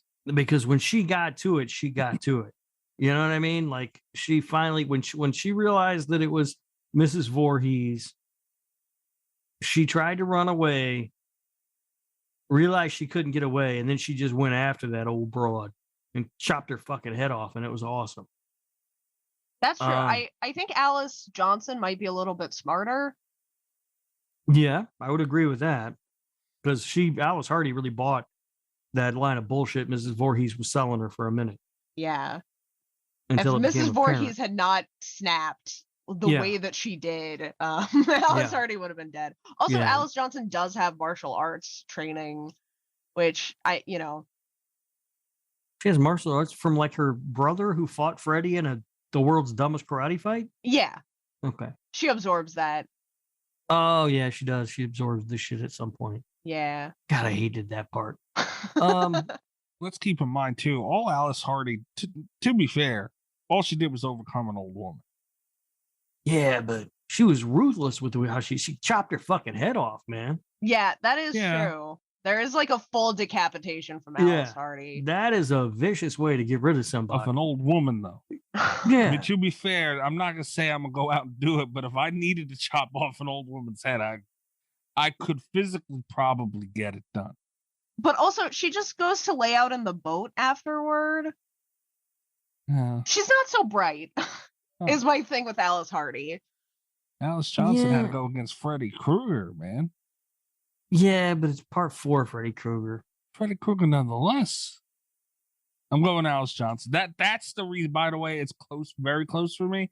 But who they overcame was big. Now, if Alice Hardy went up against Jason, keep in mind we've seen her again. She died instantly. You know, and this is in part 2. Yeah. That's a good point. That is a really good point. Instantly. She did not survive against Jason. She did not. All right. Of characters that I like better, I like Alice Hardy better, but I think you're right. Alice Johnson would take her. Alice Hardy to me is the more important character in like horror history, but in horror history she might be, but like I do prefer I like that Alice Johnson got like a character arc. I'm not going to say it was a good character arc, but I liked the trend of like we're going to let the final girls develop some as people. I think in like when I think of like Final Girls, Alice is one of the ones that comes to mind just because she's the original from Friday the 13th. You know what I mean? Fair. Like, and like I said, I think in horror history she is more important. Yeah. I'm not going to. So I hate to see her go, but I think you're right. I think that she does kind of suffer from that late 70s, early 80s kind of like a useless girl for a long time in the movie. You know what I mean? Yeah. Yeah. All right. I'm okay with that. I'm all right. Alice Johnson moves on. This right here, this type of matchup is what this is all about for me. You know who I like that. Would have liked to see Alice Johnson go up against though was Ginny from Friday the 13th. Yes, because like Ginny wins I that, think. I think. I think they're more evenly matched. Fair. I love Ginny. Ginny's great. Fair. Hey, never But know. a Battle of the Alices was also fun. Like, Yeah. fun time. Battle of the Alices. Oh, we left another person off here that I just thought of. Damn it. Great. I was thinking of a bunch, Yeah. like right before we sat down, and it's like it's probably too late to. Ooh. Annie from Hereditary. Yeah. Is that Toni Collette? Yeah. All right. I actually almost put her on here as Toni Collette, and then Yeah. No. I went through and looked up what her name was from Yeah, Hereditary. some of these but we I just don't- have fucking Busta Rhymes on here. Paul Sheldon from Misery is her opponent. Well, I haven't seen Misery in forever. Paul Sheldon has that resourceful thing that you were talking about for Chris. But Uh-huh. here's the thing is that like if we just replaced Annie Wilkes with Annie from Hereditary, she would not wait around. When she snapped at the end, man, she really fucking Yeah, I mean, there's a whole thing too, because in Hereditary, she's like trying to escape a demon that's haunted like her family for generations or whatever. And this guy's just trying to get away from Kathy Bates. yeah. You know? I do think he's But- more resourceful though. I think ultimately, though, also at the end, though, I don't think does Annie survive Hereditary? I don't think she does. No, I don't either. So she doesn't overcome that demon. Whose name I can't recall now. Payman? Payman. Yeah. And Paul Sheldon does get away from Kathy Bates, right? He does. So there's that to look at too, in a weird way, when you're comparing the two. But if they were to go head to head, I do feel like Annie. She's got like a raw anger thing going on for her. Yeah. That's the thing. There's a lot just under the surface with that character, right? Yeah. So I mean, it's there, and she tries to keep it at bay in the movie, but it's just under the surface. You can tell. And I think if he rubs her the wrong way, she might kill that motherfucker. I am still gonna go for. I think Paul Sheldon wins. He's very resourceful. He knows when to make his move. He's a lot more calculated. Yeah. And I kind of like to think that pays off, even though I'll be honest, I'm not 100% sure it would, because like we said, that raw anger, man, it's powerful. Yeah. Yeah. Annie's got that raw anger that, like I said, you rub her the wrong way and she'll just kill you. She's really my perfect woman. Oh, Oh God. that's what I'm looking for. But he got pretty good at not rubbing like Kathy Bates the wrong way. Also, Yeah. like he was Yeah. pretty smart with her, and she was a lot But- easier to piss off. Yeah, but she's a nut job. You know what I mean? Like she's not all there. She's kind of crazy. And Annie, I don't think is crazy. I mean, she towards the end of the movie maybe is acting crazy, but it's, the situation has driven her there. I don't think she starts off that way. That's kind of what Um, I'm saying, though. Like if he can tiptoe around someone that is crazy, I think he'd be able to not piss off Annie that Is it- much. But I think it's easier to tiptoe around somebody that you know is crazy than it is to somebody's just got that raw anger underneath the Well, surface. That might be true. That you rub them the wrong way. You know what I mean? Like if you know somebody's crazy, you're like, "Dad, don't fuck with that guy. He's crazy," right? But the other guy, somebody's just got a little bit under the surface that he kind of keeps hidden away. You never know, and then you could do the wrong thing. I'm gonna. You know what? I'm taking Annie. Okay. Seen Misery, not Hereditary. We're gonna do. Here's my prediction. One day we're going to do Hereditary as an episode of the podcast, and it's going to piss people off. That's Probably. my. Yeah. It's gonna piss me off because you're gonna. I already know you don't like it, and Mikey's gonna hate it. Oh, It's not a Mikey movie. Yeah. I mean, we're talking about a guy who doesn't like Get Out. I like Get Out, just not as a horror movie. I'm gonna go Paul Sheldon. And it's tough for me, man. Just to be a dick. Not to be a dick, not at all. No, it's fine. It's fine. You can be a dick. It's fine. You got to remember too. I haven't seen Hereditary, and I wasn't swayed. And I liked Paul Sheldon. I liked Misery. Listen, you may not swayed or not. I know crazy women, and I'm telling you, and he whooped this dude's ass. Hey man, look. Let's be honest. I've had my fair share from tubes, so I don't know, but I'm going Paul Sheldon, man. All right, he moves on. Let's roll him up, rack him up, spin him up. See who's up next. Guys, don't let me buy margarita in a can anymore. We can't stop you. I know you can't. Oh, Lord. Yay! Dana Polk. Which one is that? Cabin in the Woods. She's the virgin from the quote unquote virgin from Cabin in the Woods. And I will say she's one of my favorite characters on the bracket. I don't know how far she's going to make it. Marty, I have some faith in. Marty, I'll go to bat for all day, every day. But Dana, when she came through at the end, though, I will say, but it took her a really long time to catch on to the situation, you know? And then she kind of was out of the loop for a bit. She does better in a team setting. Okay. Than one-on-one. I had to shit. Holy shit. Marty from Cabin in the Woods. Speaking of the devil. This, for people who complain, because we did have some complaints last year that we didn't seed these, and so we just did it. The first round was completely random, and we had some people who weren't happy with that because we ended up with you two ridiculous individuals voted Jason Voorhees out the first round, like morons. And people were upset because of that. On that, by the way. Yeah, you should. You should. I hope you know what? I hope you take that guilt to your grave, sir. I might. But this is why we don't seed them and we do it random, because this is fantastic. And we haven't even told people what it is. Marty from Cabin in the Woods, Dana and Marty from the same damn movie. And not only that, it makes it, this is the unpredictability here. Yeah. You know? Yep. This is high stakes. So as someone that watches this movie a lot, it's a really weird situation because I think Marty has more survival skills. I think Marty could go a lot further in the bracket, but we have seen he trusts Dana to a fault. Like, and we know because there's a whole scene with the werewolf too. Okay.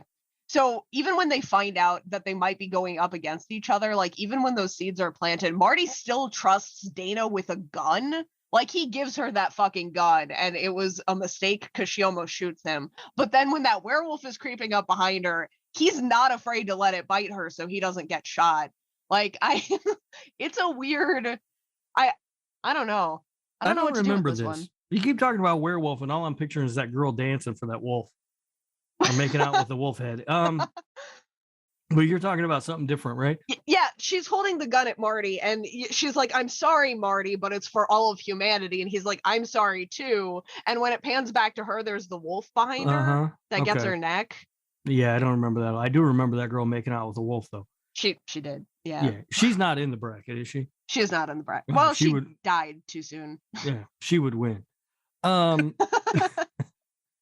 This isn't difficult to me at all. Kurt also isn't in the bracket, and that physically pained me because I'm gonna jump this gorge on my motorcycle absolutely deserved a chance. Yeah, that dude's a badass. Yeah.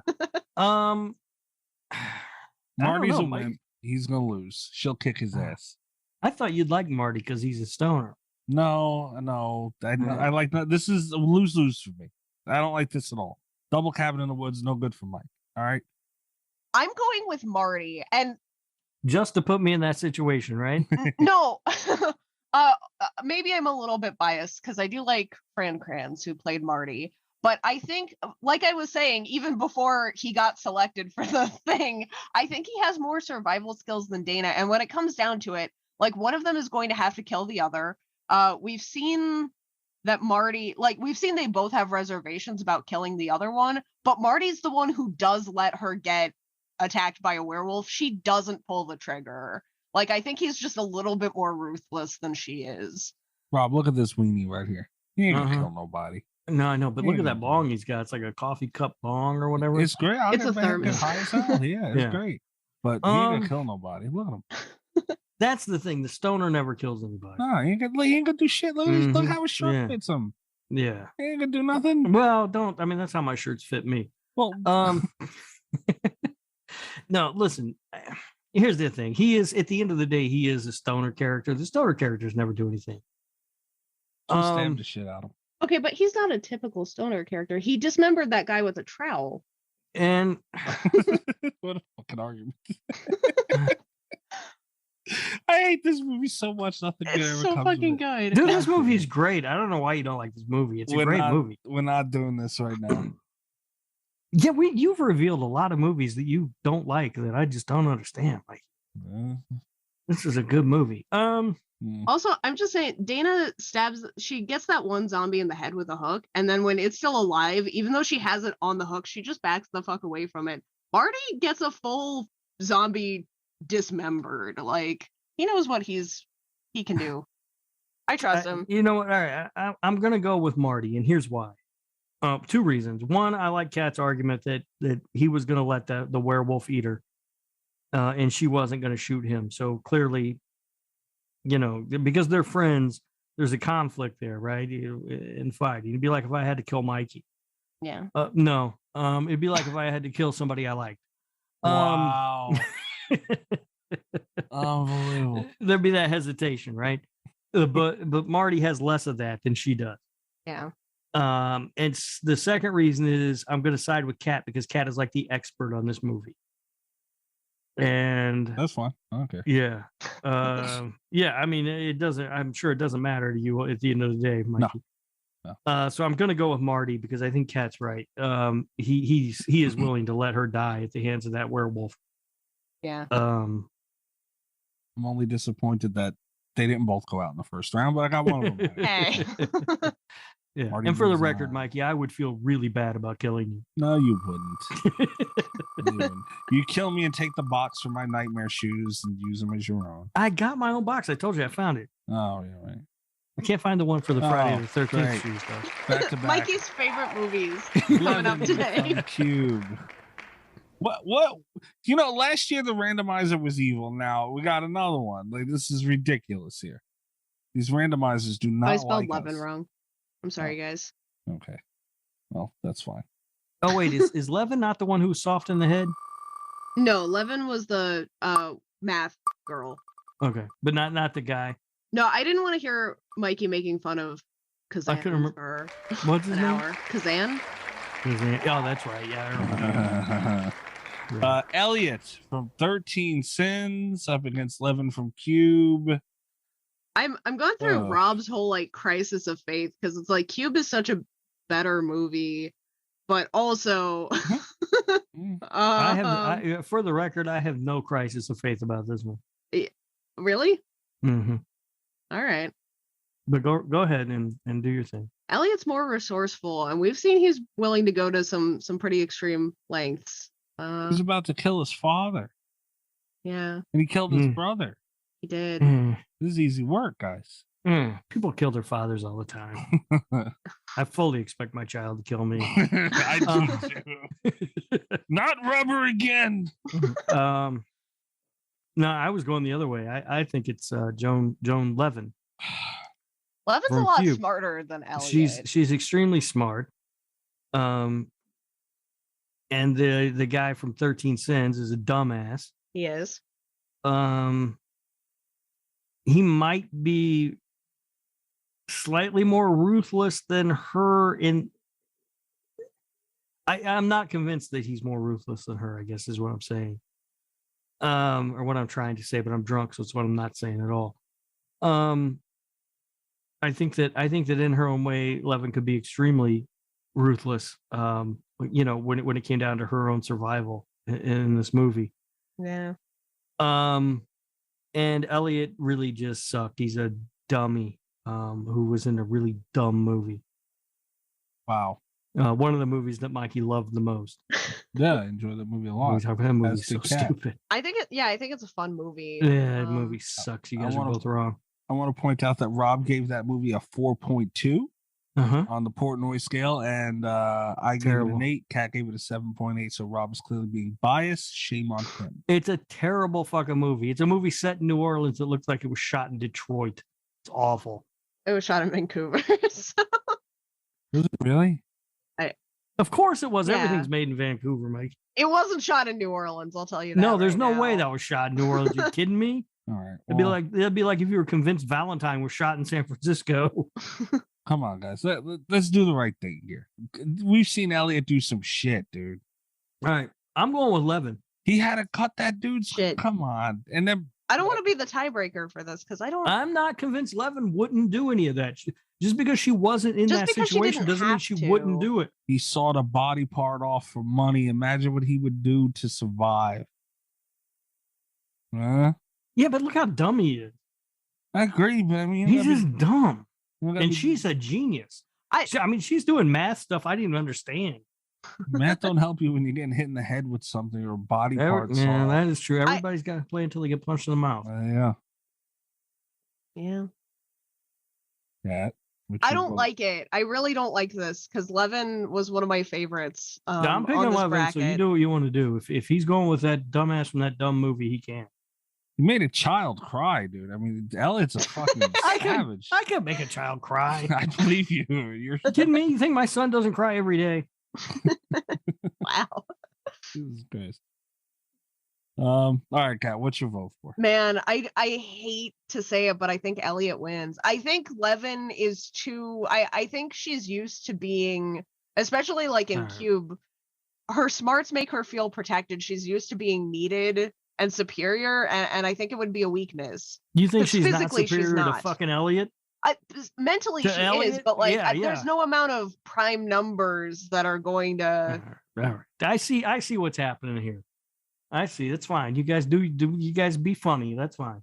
You guys are ganging up on me. That's the right answer, dude. I'm not ganging up on you. I started the thing saying I think Elliot might win, and I don't like it. All right. So Elliot moves on. The terrible movie, and you guys should feel terrible for liking. Elliot moves on. 13 Sins wins. This is just like when you knocked Jason out last year clarify in the first round, and then everybody felt bad about it later. I want to clarify something. I did not feel bad about that. But also, 13 Sins didn't win. If we were voting for movies, I would have gone Cube all the way. You're a 13 Sins fan. I am. Love it. It's your not favorite Cube. movie. You like it almost as much as you like Jack Frost. Yeah, wait a minute. All right. During that debacle, the wheel was spun, and Reggie the Reckless. He wins. Reggie. Reggie for the win. For Friday the 13th, Part 5 is up next. Let's see who he's going up against. They lose.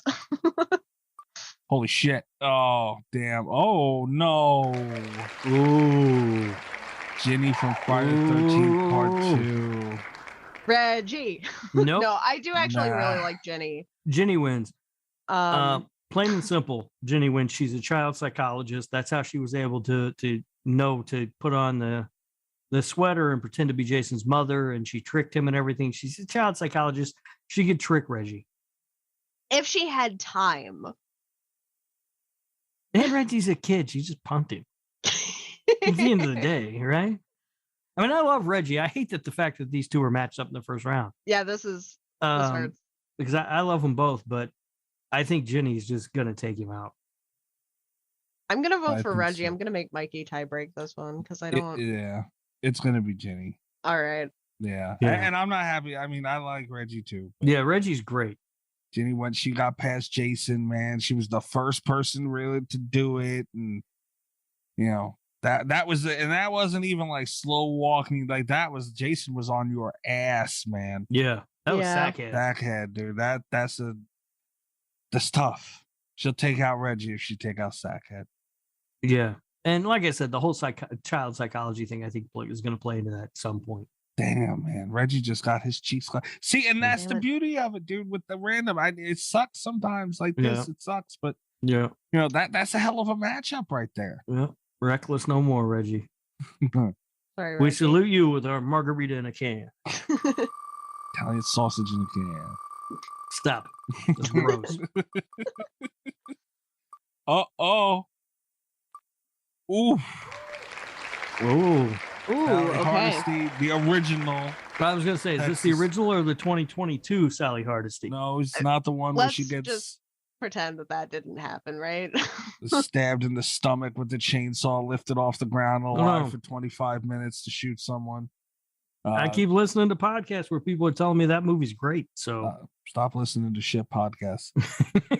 No, guys, no, don't turn this off. Relax. We'll talk about this. Listen to this shitty podcast, not the other one. And sign up for our Patreon at patreon.com/radio. That too. I love cheap. that the one time you're drunk off margarita in a can is the one time you get the URL right on the I know, first I'm try. nailing it, right? Incredible, It's isn't it? weird. He's a fucking pro, the guy. Look at him. I'm nailing it. Sally Hardesty, original Texas Chainsaw. I like her odds. Okay. Let's see. Matched up against. I like her odds less. Oh wait, Yeah, no. wait. Okay. Ooh. This This is tough for me. Not for me. I It's thought for tough a for me- second it was gonna land on Randy Meeks, and it's like, wait. That would have Um, been easier for me, actually. This one's tough for me because I love Rachel so much. Rachel Carruthers from Halloween 4 is such an amazing character that it's heartbreaking what they did to her in Halloween 5. But she ain't beating Sally Hardesty. There's just no way. Sally went through way too much with Leatherface and that whole debacle and being in that house and with the grandpa trying to hit her with the hammer and all that fucked up shit. That I think, and also, you know, Sally seems like a fighter, whereas Rachel was just sort of a suburban kind of chick who lived a nice life with a nice family until Michael Myers came into it. It has to be Sally, as much as I hate to say that, because Rachel's so wonderful as a character. Kat, are you on the fence with this or no? No. I think it's Sally. Damn, come on. All right, guys, hold on. Let me give one shot here. Let me swing one time. Okay.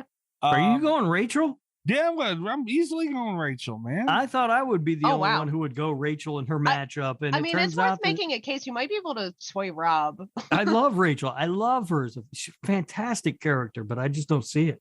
Okay, well, here's my thing. You know, everything Rob said, Rachel had to go up against Michael Myers, all that other stuff, Sure. help build her, you know, all that. Dude, in all honesty, what did Sally really do? Other than You escaped the whole Sawyer family. narrowly ran away. She didn't do anything. She narrowly ran away and hopped on the back of a truck and was seconds away from being slaughtered. All right. Sally really didn't do anything. What's she gonna do? Run away from Rachel and narrowly escape on the back of it? That's the way I see it. I do see. I mean, she went through hell. That'll toughen somebody mentally. It didn't quite come through in the shitty little remake that, or whatever the hell came out this year. But, you know. I don't know, man. You think getting hit with a chainsaw and having your insides cut up and staying alive for another half hour of a movie isn't tough? I don't know. I also think she would have been better off taking an Uber over there. She'd have got there a few days sooner. But you know, I'm going Rachel, man. Sally really didn't do anything.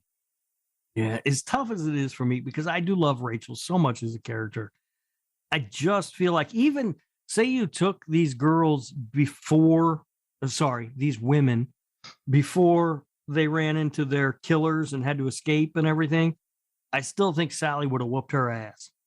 Okay. Sally's got that there's something about Sally, you know, she's like the crazy party girl. And she right? run fast as hell, Sally, yeah. And knows how to fight. And Rachel, I just don't get that feeling from at all. And I hate to say it because I love Rachel. She's such a great, that's why I put her on here. She's such a fantastic character. And great in the Halloween franchise. And I wish we had gotten to see more of her. Just like I wish we'd gotten to see more of her in this tournament, but I don't think we're going to. So yeah, I'm sticking with Sally. All right. You guys should be ashamed of yourselves, but okay. They both survived horror legends too. That's the other thing. Yeah. I thought if Rachel was going to get past the first round, because I didn't expect her to go very far. I don't think Rachel is a very tough character. I thought it would be on the, on the idea that she escaped Michael Myers. Yeah. She defeated Michael Myers. But it's hard to make that away case from Leatherface. Against, yeah. So it's kind of tough. Okay. Bad draw for Rachel. I don't really give a shit about Rachel, but yeah. All right, that's a dumb comment because she's amazing. Okay, fair enough.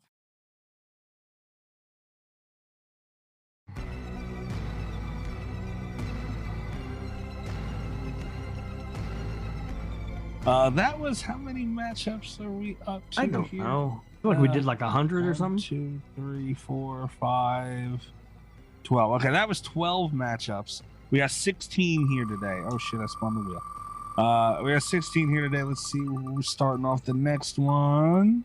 I'm glad somebody's keeping track of this. Now I'm a pro. If we were counting on me, we'd be in a fucking Harper. margarita in the can. Harper from Haunt. All Yeah. right. Let's see who his adversary will be. Oh, Harper's a dude? No, Harper's not a dude. Her. Okay, I was going to say, I got to look this up because I do not remember that. Harper's That was the close. main girl. Right, yeah, okay. Okay. Ooh. RJ McCready from The Thing. Now, see, No. this is tricky though. No, it's not. No, I don't mean the matchup. I'm not talking the matchup. We don't know if he's a protagonist or not. Well, there is that because the ending of the thing is Right. a little ambiguous. Just saying. But I will say this right now: McCready has a flamethrower. That's true. Um, I was gonna make a case for Harper just because she's very tough hand to hand. Is she though? And she's pretty resourceful. I mean, McCready's McCready. But yeah, You think she's gonna whoop Kurt Russell's ass? I don't think so. Get the fuck out of here. so Especially early Yeah. '80s Kurt Russell. I mean, come on. I think McCready wins. I do think Harper puts up a pretty decent fight though. She can take a Well, beating. Like I and do keep and going. I don't. I do and I don't because McCready has a flamethrower. yeah, I'm with you guys. Yeah. It's tough to beat flamethrower. Yeah. Thank God you guys are with me because I was on the verge. I was like, all right, well, if he loses, I had to quit the show. That's just how it has On to be. second thought, Harper for the just because I want to know if you would actually hit. Ooh, Come on, cat. Sorry. I'm your Okay. best friend. We're spreadsheet buddies. Ooh, Sean. from Sean, all right. Dead. All right. I like Interesting this. character. Interesting character. There was almost a Gale Weathers up in here. That was close on the wheel. Yeah, another interesting character. But Sean's really He's- interesting because I want to root for him unconditionally, but I think there are a lot of people on here that could beat him. right. He has a lot of faults, but also a lot of positives. So it's a weird sort of I agree. weird character. So let's see who he's got. Boop, boop, boop, boop, boop. I haven't done that in a while. I thought I would. Ooh. Jesse from Joe. I don't think we Jesse could have found two movies that are less alike. right. First and foremost, If two we were very trying. different tonally. Yeah. Let's see here. Jessie was in my. I mean, she was on my list of favorites to again maybe not win, but to go pretty far. She might be the most resourceful character on the list.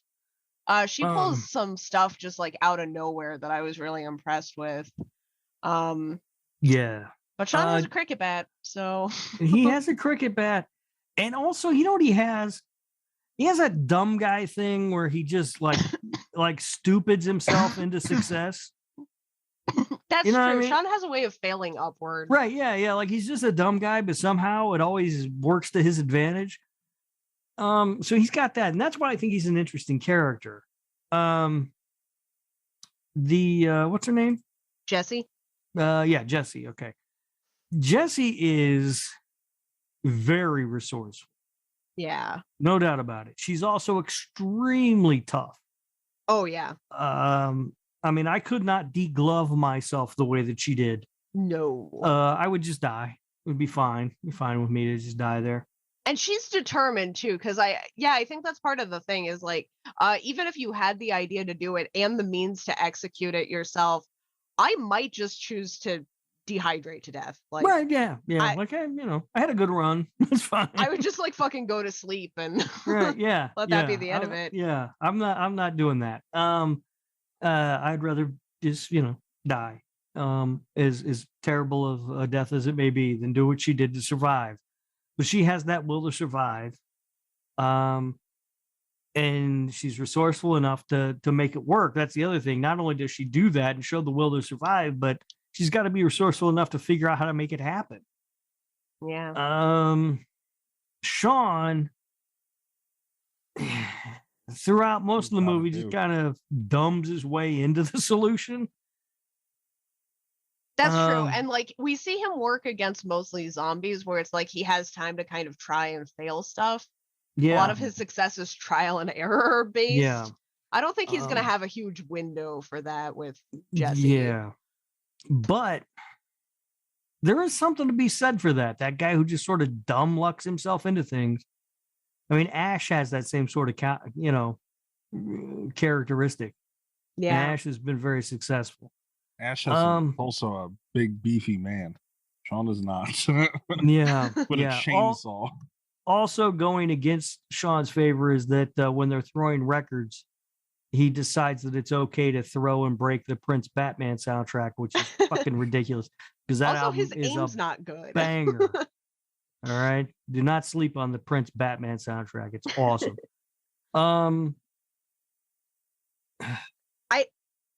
I think I'm gonna go Jesse for this one, These but two- it's close. They're such polar opposites, yet so tightly matched. Yeah, it's a weird. Yeah, it's very, very difficult. This would also be a very interesting double feature where it's like, come be emotionally exhausted by Gerald's game and then cheer up with some Shaun of the Dead. Right. Yeah, that's the other thing I was going to say. Also very tough because a lot of times, at least tonight, we talked about like, well, this person's in the better movie. Not that it's factored really into our decision, but just like which movie's better. Like, 13 Sins, we all talked about how that sucks. Yeah, the movie's terrible. Remember when we all said that and agreed? But this one, both these movies are great. In such different ways. Yeah, they're not two different movies. Mikey, how you feeling? Where are you leaning there, big guy? I'm gonna have to go Jesse, man. And the thing that won me over was Sean trying, failing. Like he's not gonna have that opportunity. Yeah, I had the mentality of Sean's gonna do what he's got to do, but doing what he's got to do doesn't always work. So I'm gonna go Jesse. Kat, did you say Jesse as well? Yeah, I went Jesse. All right, I'll throw Sean a bone, and I'll go for him, even though he's not gonna win. Okay. Yeah, and even though he broke the Prince Batman soundtrack, Party Man is a goddamn banger of a song. Fair enough. All right. All I want to do is go listen to that now.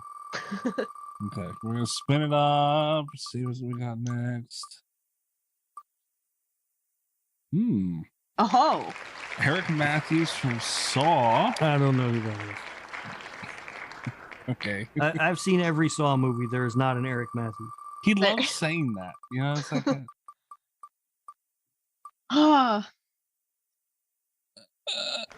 Okay. Mallory from Bird Box. So here's the thing. Is that Sandra Bullock? Yeah, that's Sandra Bullock. What a shitty movie. You guys know how much I love Saw and how much I want to go to bat for Saw. I don't think Eric Matthews beats Mallory.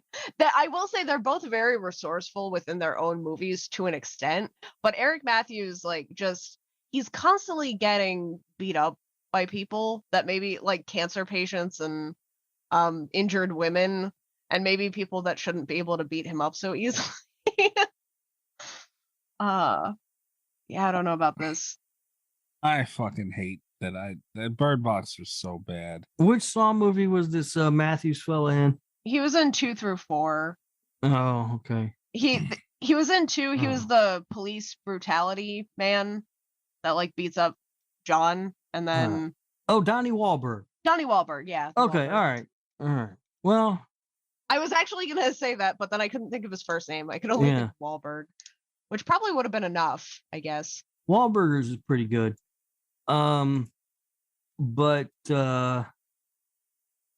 he's I don't know. I feel like the guy's kind of a dumbass. He is. Like, I mean, you go through what 3-4 movies he's in this franchise, and he keeps falling for the fucking traps. You know, at some point, you got to be smart enough to go, "Hey, this might be a fucking trap," right? Yeah.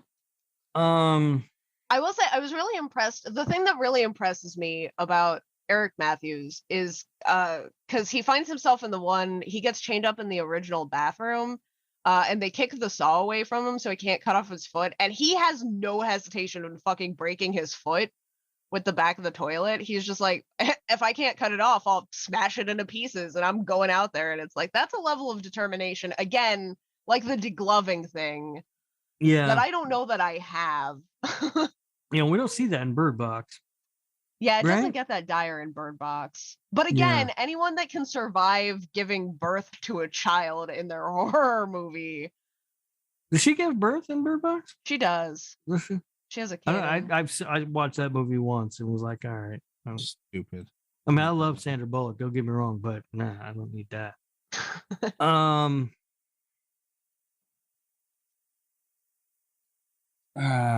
gonna go Saw guy. It was kind of tough. I mean, I think I'm gonna go Mallory. She's smarter than he is. Oh, she's smarter than Donnie Wahlberg, huh? By a lot. Was he in New Kids on the Block? Asking the wrong person. Oh, well, I'm gonna go Mallory too. Okay. Yeah, I just hate that movie so much. I can't. It's a suck movie. Again, this is another one of those things where it's like, if we were going by movie, I would have had to go Eric See, Matthews, if we were going by movie, I would just have no opinion. But yeah, Donnie Wahlberg, he was also in New Kids on the Block, just so you guys are aware. Oh. Well, him, Jonathan, and Jordan Knight, along with Joey McIntyre and Danny Wood, of course. Of course. Yeah. And they are on tour right now. Oh my God. Coming to Indianapolis, May 12th. I spun the wheel accidentally during all that. Well, you don't spin the wheels. I'm talking about New Kids. I didn't mean it. Look at that New Kids on the Block. Jesus Christ. Nancy Thompson. Came up next. All right, Nancy. Oh, one of the classic final girls in all of horror. By the way, this is the last matchup This of is the our week, last guys. matchup, huh? And Trade by fucking Nancy Thompson, really? All right. She survived that kitty diddler, Freddy Krueger. Stop with what? See who Nancy's going against. We'll press charges against you one day. I'm just saying, you saw the remake. You know what that man is. Oh, come on. Ooh. I mean, against the entire Losers Club. What are we doing here, guys? Because I mean, we can't do the remake, can we? Oh, absolutely not. Well, if we do the remake, there's a whole problem bringing in a bunch of kids. You motherfucker. Like, when you do stuff like that, see, you don't do that on This Horror Life. I do. I'm the same on both shows. You're full of crap. I heard on TikTok, Greg said it. On TikTok. What's Greg doing talking about me on TikTok? That's what Ghost told me. He said that Amber was saying how much she loves This Horror Life, and then Greg was like, but he's so different on it. Like a different person. I don't know. I haven't listened to it. I haven't been a part of it. I don't get the notifications from Greg anymore on TikTok for some reason. Probably I don't know. you. Listen, he might have. Listen, I don't understand how to work TikTok. All right. I'm kind of boycotting that because they're a sham anyway. I reported that man who stole my username, and they did nothing. Well, fair enough. What'd you report him for again? Impersonating a celebrity. Right, right. Yeah. All right. I love John Ritter, but John Ritter? Yeah. He was in the original Losers Club. Oh, yeah. We're going original now. Yeah. See, now that's another thing. Children, adults. We got to go adults to be fair, right? I don't know. Is it adults or I don't know. Here's the thing. This is a mess. Here's the thing about this.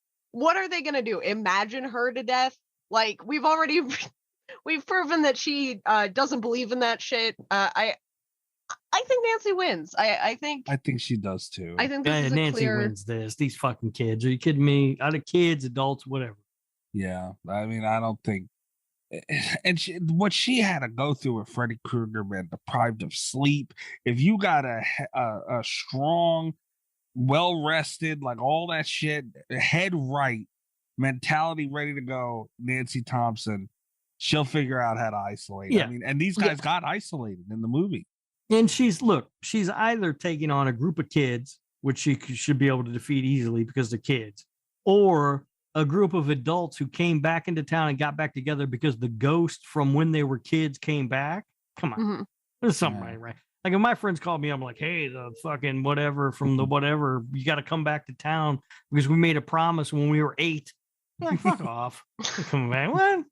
Well, we were drinking margarita in a can. Yeah, I got margarita in a can. I'm doing my own thing over here. The Italian sausage in a can, all this stuff. Stop it with that sausage with the thing. You're foul. You're vulgar. I got something right here, Rob. You should be ashamed. Mike, you should be ashamed. I'll try to be. But in the meantime, I'm voting for Nancy as well. Is it a clean sweep for Nancy? I think so. Cat? Yeah. Oh, yeah. She would kill him with the Home Alone traps alone. Easily. Yeah. That's funny. All right. Week 1 is down. Next week we will do the other side of the list. I mean, we still got Sidney Prescott. We got a lot of names on here. Man. We do. Looking at it, I'm looking at it right now. I'm seeing Tommy Jarvis. Yes. Ellen Ripley. Ash. Ooh. Tara from Terrifier. Sidney Prescott, you mentioned. Randy Meeks. Gail Weathers. Everybody who's ever been in a Scream movie. Dr. Chalice, who's going to be a tough out, that guy. Say what you want, but he can seduce men and women. With that mustache, are you kidding me? Come on. I just realized we got Katie from Paranormal Activity. Thank God Bobby isn't in this bracket. Oh my God, Katie from Paranormal Activity still in there. She'd one hit KO Bobby, right? Yeah. Jeremy Melton. We haven't gotten him out yet. Who's he? All right, let's take bets real quick before we get out of here. Who's going to end up knocking out Jeremy Melton? I hope it's the janitor. We don't know. He could win. Let's be. He ain't gonna win. I'm not voting for Who's one person on here that Jeremy Melton could beat? He could win. I don't know. I don't know who some of these people are. Probably that dude from fucking maybe Katie from Paranormal Activity. Yeah, I mean, who's let's see. Let me see the list here. Who is Gorig from the platform? I don't know who that is. There's not many people in the platform. It's about one guy. Rob has blocked out the platform entirely. It's not a good movie. Is it the main guy? Yeah. Oh, we should have put the knife guy on here. Yeah, the knife guy, I would think might be able to take him. I don't know about the main guy. He was a piece of shit though. He died. Nina Sayers from Black Swan. Jeremy Melton's going out. I guess round 1. I don't know about. I think she could take Jeremy Melton. I believe in her. What I think is going to be an interesting matchup, whoever gets it, is Jess from Black Christmas. I want to see how that goes. Yeah, I was getting ready to say she was and remains one of my picks to go a long way in this tournament. Yeah. Really? Jess from Black Christmas? Okay, no, well, not for you, Rob, but Mikey, because Mikey's whole argument against Sally Hardesty was that she didn't do enough. And it's like, we see her, I think, do physically more than Jess. Well, I'm just saying I want to see how it goes. Oh, okay. If Jess had been one of Mikey's picks to go far in the bracket, I would have been surprised. Like, just because of the logic of his arguments. Iconic film, you know. It's a weird spot to be put in. I hope she makes that around 1. No, I think she will. Jess is a great character. I agree. And fantastic character, actually. I love Jess from Black Christmas. But will she bring a 55-gallon drum of whoop ass with her is the question now. Well, she will if she gets Jeremy Melton. Oh, yeah. Oh, she'll fuck Jeremy Melton up. Yeah, absolutely. Yeah. No, it's going to be fun. It's going to be a lot of good times, man. We've got This Is It. We even got Busta Rhymes ready to go. Oh, fuck that guy. God damn it. I hope he gets Jeremy Melton. Jeremy Melton will kill him. I was just going to ask if you thought Jeremy Melton could win against him. Jeremy Melton will take him out. The size of Busta Rhymes. If he could fart and take out Jeremy Bell. I can't with Busta Rhymes. Oh my god, I can't believe he's in. You don't even have his character name on here. I know. It's just fucking Busta Rhymes. Freddie. His name is Freddie. And what's next to it, Kat? What? We have these set up with character name, movie they're in. What's the rest of that, Kat? God damn it. Busta Rhymes is disqualified, guys. Write in who you would like to see replace Busta Rhymes. This is not factual. Yeah. He's disqualified. I have it's listed under the best Halloween movie for you guys listening. Yeah, fucking awful. All right. Big names is coming up. That's the point. Yeah, there's still good stuff left in the second half of round 1 of Murder Madness for the Lord Humphrey Cup. Can you believe it? Lord Humphrey Cup. We have made it an entire year, and it is time to award the second annual Lord Humphrey Cup to the winner of Murder Madness here on Slasher Radio. I'm so excited, guys. I don't know. This is kind of going to lead us into our drops and everything here, but I don't know, as per Zoom, the recording thing, if Zoom recorded this screen, which I think it might, there will be a visual. I mean, it's like you're going to see the wheel, you're going to see the spin, you're going to see all, that's pretty much it. And I'll put that up on Patreon for everybody. Yeah, no, that's Patreon. You got to pay for that, you cheap bastards. I'm tired of you not supporting the show and being so cheap and everything. You're like, oh, but it's $5 a month or whatever. Come on, you don't have $5. What are you doing with your life? I mean, support the show. I might, hey, huddle up, guys. Huddle up. Kat, Okay. Mikey. Oh, okay. I've been thinking about this. Okay. We might have to change the approach to this. Yeah. Me berating people doesn't seem to be working anymore. No. It did work a couple times. It though. worked a little bit. It did Little work bit, a little bit. yeah. A little bit. People got the humor and Yeah. Now I think they just think I'm an angry little man. And I am because I've been drinking margarita in a can. taking Italian sausage in a can. Yeah. Well, Yeah. You think these fucking margaritas in the can are cheap? No, they're not. I gotta pay for these things. But we need to talk about that. A way that we can come up with maybe a different tack. Being nice, maybe? That's stupid, Kat. Stop. All right. Be nice to these people. What are you talking about? They won't even pay us for the fucking thing. It's kind of, when he says it like that, he's got a point. Yeah, we gotta come up with we're something. being mean to them. We gotta come out and We're support berating them for We're trying free. get them to support the show, and they're not doing it. Listen. I got a kid. Mikey. I know, Mikey. You got a kid, right? You got a kid. Yeah, I do. Kids ain't cheap. Oh, right? expensive little bastards. Right. Little bit of money coming our way for all the entertainment we're giving you, and extra entertainment on top of that. $5 a month, you can get that. Cat's got like 75 cats or something that live in her house. 75. She's like a creepy cat lady. So day. they got to take care of all that. Then she buys. This is a fact. For all you people listening, you may not know this. Cat has to buy 37 gallons of milk a week to feed those cats. Wait, isn't it 36? Is it only 36? Oh, 36, yeah. 36 Yeah. inches. 36 inches of milk. 36 inches of milk. She's got to buy. It's fucking, it costs money, milk does. And it's so little, so little. But it means a lot to us if you could, support the show. And I just don't know. I just don't know anymore, guys. But the berating people doesn't seem to be working anymore. For some reason, they don't like being called cheapos and losers and bastards and stuff. Can't imagine. So you can head over to patreon.com/slasherradio and support the show for Lola. We've got tiers. Yeah. Right? I don't, all right, full disclosure, 100%. I don't know how Patreon works. I don't understand it. Mikey, you do. Tell them about the tiers. We have tiers starting as low as $3 a month. $3. Robert, the tier 1 is that tier, and spans all the way up to $20 a month, so you can support the show. Like you said, you may not have the money, fully understood. Who does nowadays? Coming off, but you got $3.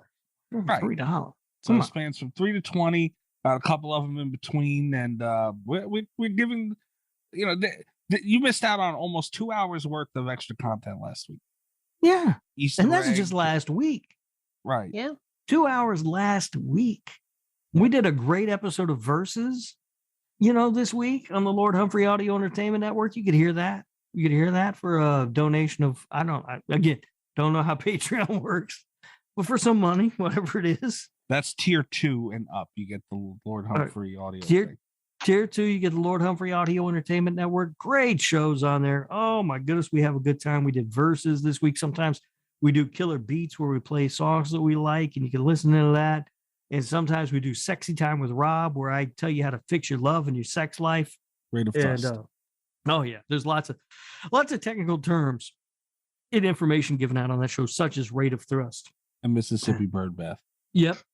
The It's Mississippi educational. Bird Bath. Yeah. Yep. I'll tell you, I've learned a lot.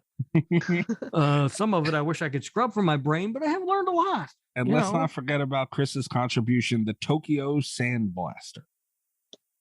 Yeah. Oh, I don't even remember that, but okay. It's good. It's better. And keep in mind, guys, too, if you sign up, it's the beginning of the month-ish now when you're signing up. So you get a whole month and you get everything from when we started. But you don't get like, okay, I signed up today. I get everything going forward. You get it all. Right. Yeah. Right. Yeah. You get everything. You just right out there. Right. We've got some stuff on there that we've done in the past. Right. We got the interview we did with the Killer Clowns guy. What was his name? Stephen Kyoto. There you go. The Kyoto brothers. Yeah. That's Stephen Kyoto. That's margarita in a can. Kick it in, folks. These things are amazing, yet also hinder your ability to do a show a little bit. Not gonna lie. I'm a professional, so you probably haven't noticed, but for a lesser person, this would be a problem. But you get the interview with Stephen Kyoto. You can go back, you can hear that. And we've got some. Did we post the video from that? Yeah, video from that video version of our interview with Dee Wallace. Yeah, video with Dee Wallace. I wasn't there for that one, unfortunately. I'm sure Miss Wallace was really sad about that, and I feel bad. But I was there for the Stephen Kyoto one, and that was a great chat. So you can see the video of that. I mean, there's all sorts of stuff on Patreon. It doesn't cost you that much money. And, I can stop calling you names, and we can all be friends and get along if, you just step up and do your part. We're doing our part. Do your part. It's fair. Right? Seems fair. Seems fair to me. Fair to me. It's fair. Margarita in a can. It's expensive. All right, guys. And Rob is right. Go check out patreon.com//radio support show at /radio on Twitter, /radio.com. All of our articles, episodes, interviews. You can also go there. Get yourself a shirt with my face on it. Got the shop as well. Yep. That's all we sell is a shirt with my face on it, right? That's not all we sell. There's plenty of stuff on there. Original designs, logos from the show, all that stuff. Mm-hmm. But the shirt with my face on it, bestseller. No, not anymore. But it was at one point. At one point, unfortunately, your face, the Rob's face line of fashion. I hate it. Was the bestseller. Okay. This is painful. Yeah, did your boyfriend buy one of those? He did not. Unfortunately. Nope. Unfortunately. Mr. Cat's boyfriend, you need to get off your ass. Don't. And We talked about this. and buy one of those shirts. It'd be like I said before, it's a gift for you and Cat. It's not. We have a weekly meeting where I sit him down and it's like, if you buy the shirt, we're done. It's over. All right. And I'm at Mikey's Dead. You want to check me out on Twitter? You can check me out there. Give me a follow. I try and interact the best I can. Don't get mad at me if I and don't yell at me for my tweets either. Who yelled at you for your tweets? Did I do that? No, somebody went on a whole different. Somebody screenshotted one of my tweets and went on Facebook to bitch about it. Oh yeah. And someone who follows me is also in that group and showed it to me. It was a big mess. Don't yell at me. You really get yourself into some mess. That never happens to me. All I did was tweet about the Texas Chainsaw, but it's not even like I said anything drastic. Yeah. Crazy. That Mikey's Dead. Rob, where are they finding you? I am also on Twitter at Radio Rob123. You can follow me there. I don't know, 50-50, I'll reply to you. I don't know. I mean, if you say something stupid, I probably won't reply, but if it's smart, I'll be fine with it.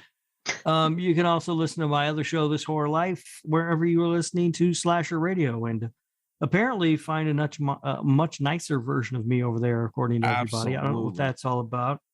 I'm going to have to start, I guess, being meaner to Ghost or something. I don't know. Yeah. I don't think that's the solution. Wait a minute. It is. Yeah. Do that. Yeah. I mean, look, there are two options. I can be meaner to Ghost or I can be nicer to you guys. And we both know that ain't going to happen. Yeah, he's got a point there. It's not. It'd be nice if it would, but it won't. So I'm plenty nice to you. balls. Kat, where are they finding you? You can find me on Twitter at cat_velour, VOLEUR. You can check out the channel that I write for on YouTube, Wicked Binge. Wicked Binge. Wicked Binge.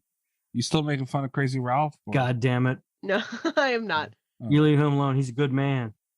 Oh, we don't have him on the bracket. He's not on the bracket. And you know who else we didn't put on the bracket? And I was going to bring this up when we finish recording, but I'll just throw it out there right now. We don't have what's her name from Ready or Not.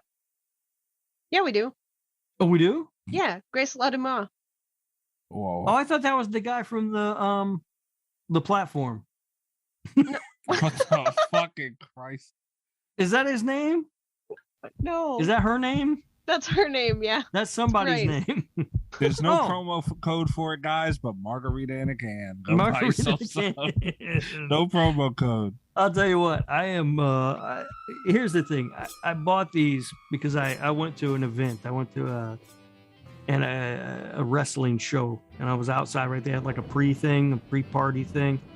And I went up to get something to drink, and I saw margarita on the menu, and I was like, oh, dude, yeah, give me a margarita. Because it was a hot day out. I was, nothing better on a hot day than a margarita. And they poured it out of a can.